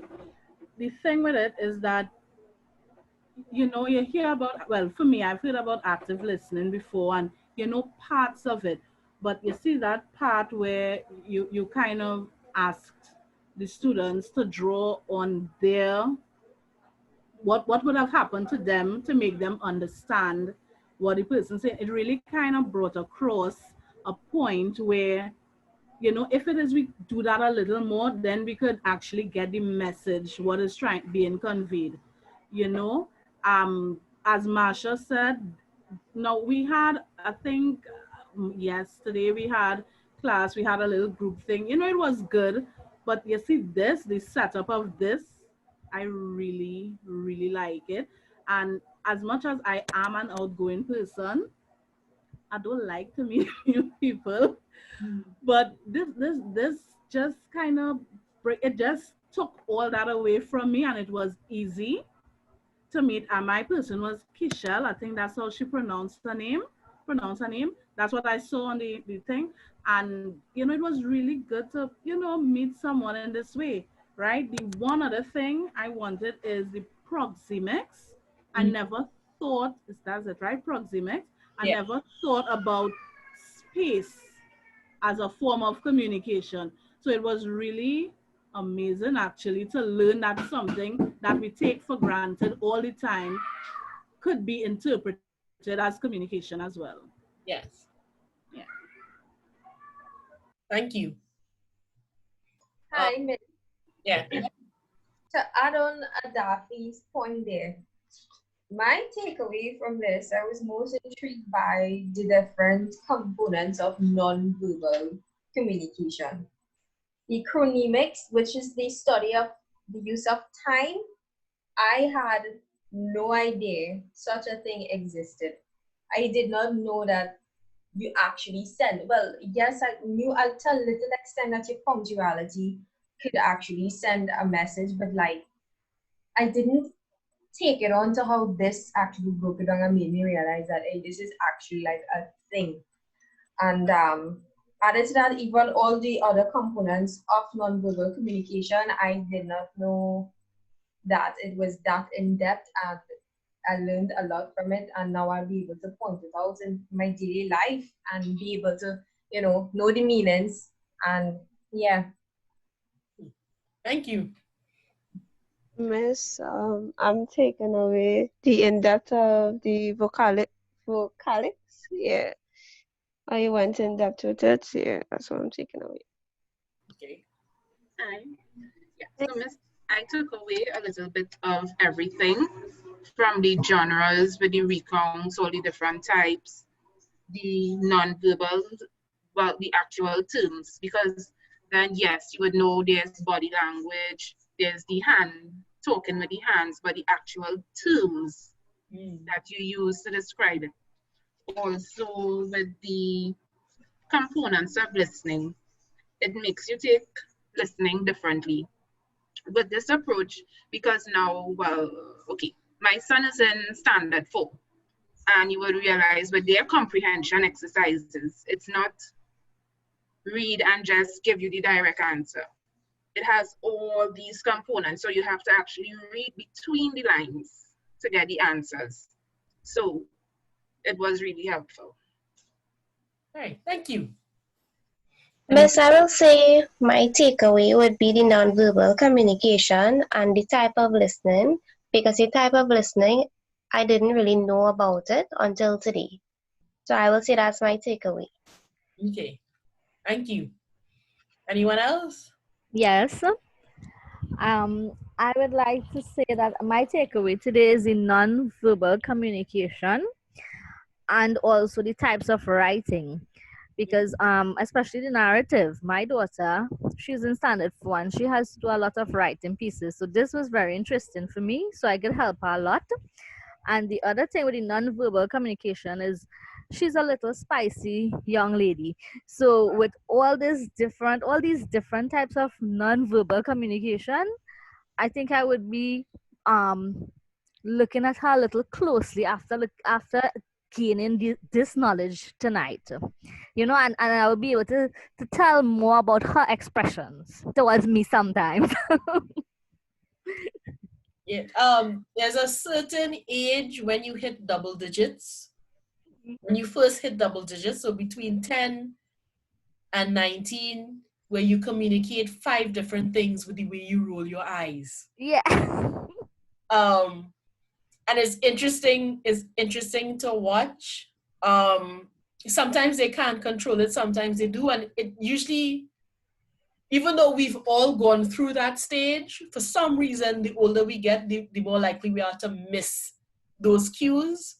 So and not to bust your daughter's files, but we can be rude without saying a word. Yes.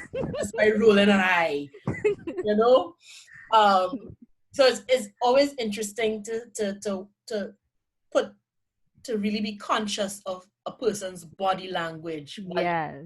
Because it says so much more than their words will ever say. Right? So thank you. Yes. 2 more.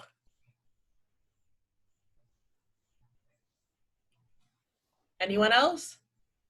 Okay, so for me, it would be the listening comprehension skills, because sometimes, you know, somebody is talking and you might just hear part of what they are saying, but not really go much into in depth, like how you would go into the literal meaning and the vocabulary. So for me, it was the comprehension skills.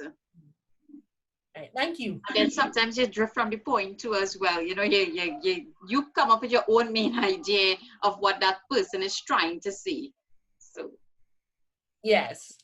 And that brings up an interesting point as what I would call active communicators, or communicating with a purpose. Know that if you do not know your own main idea that you're trying to convey, the listener is not going to know the main idea. The listener is going to get lost. So when you are talking with somebody and so for example, I want to borrow $5, I'm not going to beat around the bush till you don't know that I want to borrow $5, because I really need to borrow $5, right? I'll say it as nicely as I can. I'll make all the lovely gestures, you know, how you doing? But the main point is that $5, and you need to know that. So if I know what my main idea is, when I'm communicating it to someone, I'm sending it, the likelihood of the receiver getting that message goes up, right? One more, I saw flashing. Naja, you wanted to say something? Yes. My takeaway was a little bit in everything. To be honest, after this exercise, when Sandy was speaking, I was trying to look at all the points we learned today. So I was like all the tone of voice and, you know, or the vocabulary, the little things that counted. So that was my takeaway. Right. Thank you. So just reminders as we're closing up, the discussions are open. Most of them are open until December. So this means we can have ongoing conversations about the things we are learning in class, the activities. So if you do not get to them before class, you have time to complete the discussions. The assignments are a little more time sensitive, but the assignments are set so that you can review the class before you do the assignment and turn it in, right? So just the 2 housekeeping notes. And well, yeah, that's about it. Thank you so much for participating. I'm glad you enjoyed class today. Hopefully, Miss, one thing, Yes. excuse, I saw there in the assignment, I believe I saw that there's a video, something about a video that you have to explain the kinetics and stuff with another classmate to explain the terms to an alien. Am I saying that correctly? yes, so the main assignment for this week is you're going to come up with a tutorial. And I do mean alien as in little green men from outer space. Someone who has never communicated with a human before and wants to learn how do you communicate without words. So the haptics would be very difficult to explain because social distancing, you're not touching anybody right now to explain how that happens, right? But if you want to Probably use the elbow gesture. Yeah. We could use that probably. So you will figure out, I'm letting you pick whoever you want to work with. So you pick one other person and the 2 of you will figure out, how would I teach an alien to use nonverbal? So the things we covered today in class, kinesics, haptics, vocalics, proxemics, chromatics. Ooh, that's lots of icks, hard to say together while you're chewing gum. So how would I teach that to someone who has never used these things to communicate before, right? It's no more than 5 minutes. I say aim for about maybe like a 2 minutes, no more than 5 minutes. See if you can really narrow it down to quick interpretation. Through Canvas, you can, I believe, you can set up Zoom meetings via Canvas. That's one way. Gmail also allows you to set up meetings and record. Facebook now have meeting rooms that you can set up and record. So there are a lot of ways, even just using WhatsApp video conferencing, video calling, and you could record your interactions with each other. You can also do a PowerPoint if you want to do a PowerPoint lesson explaining how people do these things, and look for different video examples of kinesics, haptics, vocalics,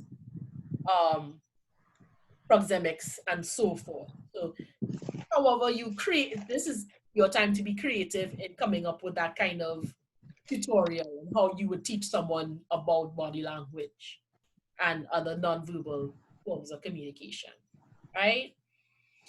So yes, little green men from outer space, and they land and they want to know how to communicate with humans, and you decided you're going to teach them how to communicate with humans, right?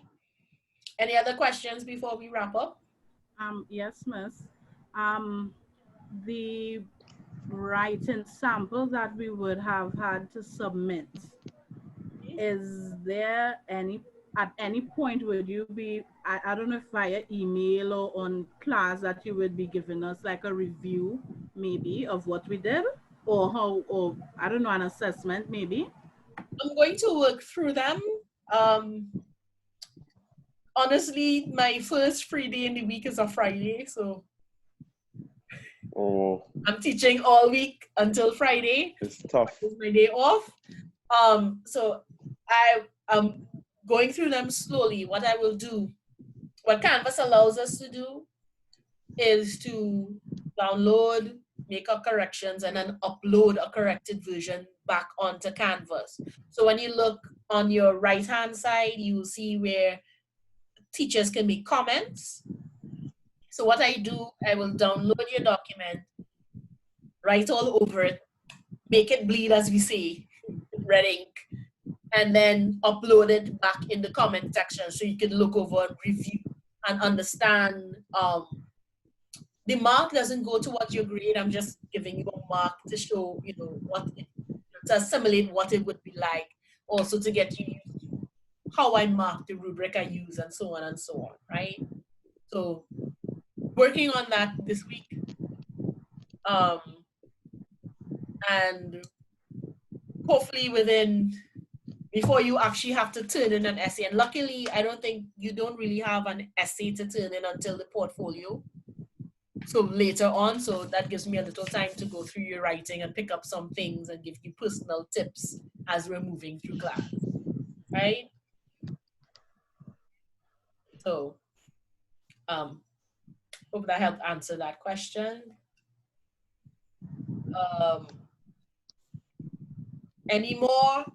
I'm trying to give you all a half an hour. It's 7:23, and I think we do everything. I'm obsessed with being able to end class before time. As long as I've covered everything, you have no questions, everything is clear, and we can leave before time, I'm always in favor of that, because more than 90 minutes at a stretch thing at a screen, you start to lose focus. True. Right? And so we're aiming to get it as close to 90 minutes as possible. So if no more questions, or if if we do the presentation as a PowerPoint, how many slides are required?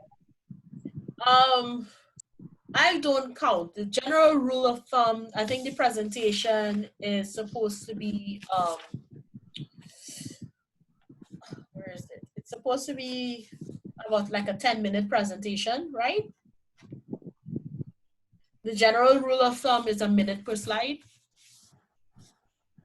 Like, except for your title slide, of course, you're not going to spend an entire minute. But you might spend at most a minute per slide. So you don't want to pack too much on a slide. You don't want to have too sparse a slide. And we will talk about visual aids and using visual aids, that kind of stuff, closer to presentation time. So if it's 10 minutes, a minute a slide, about 10 to 11 slides. Okay, thanks. Right?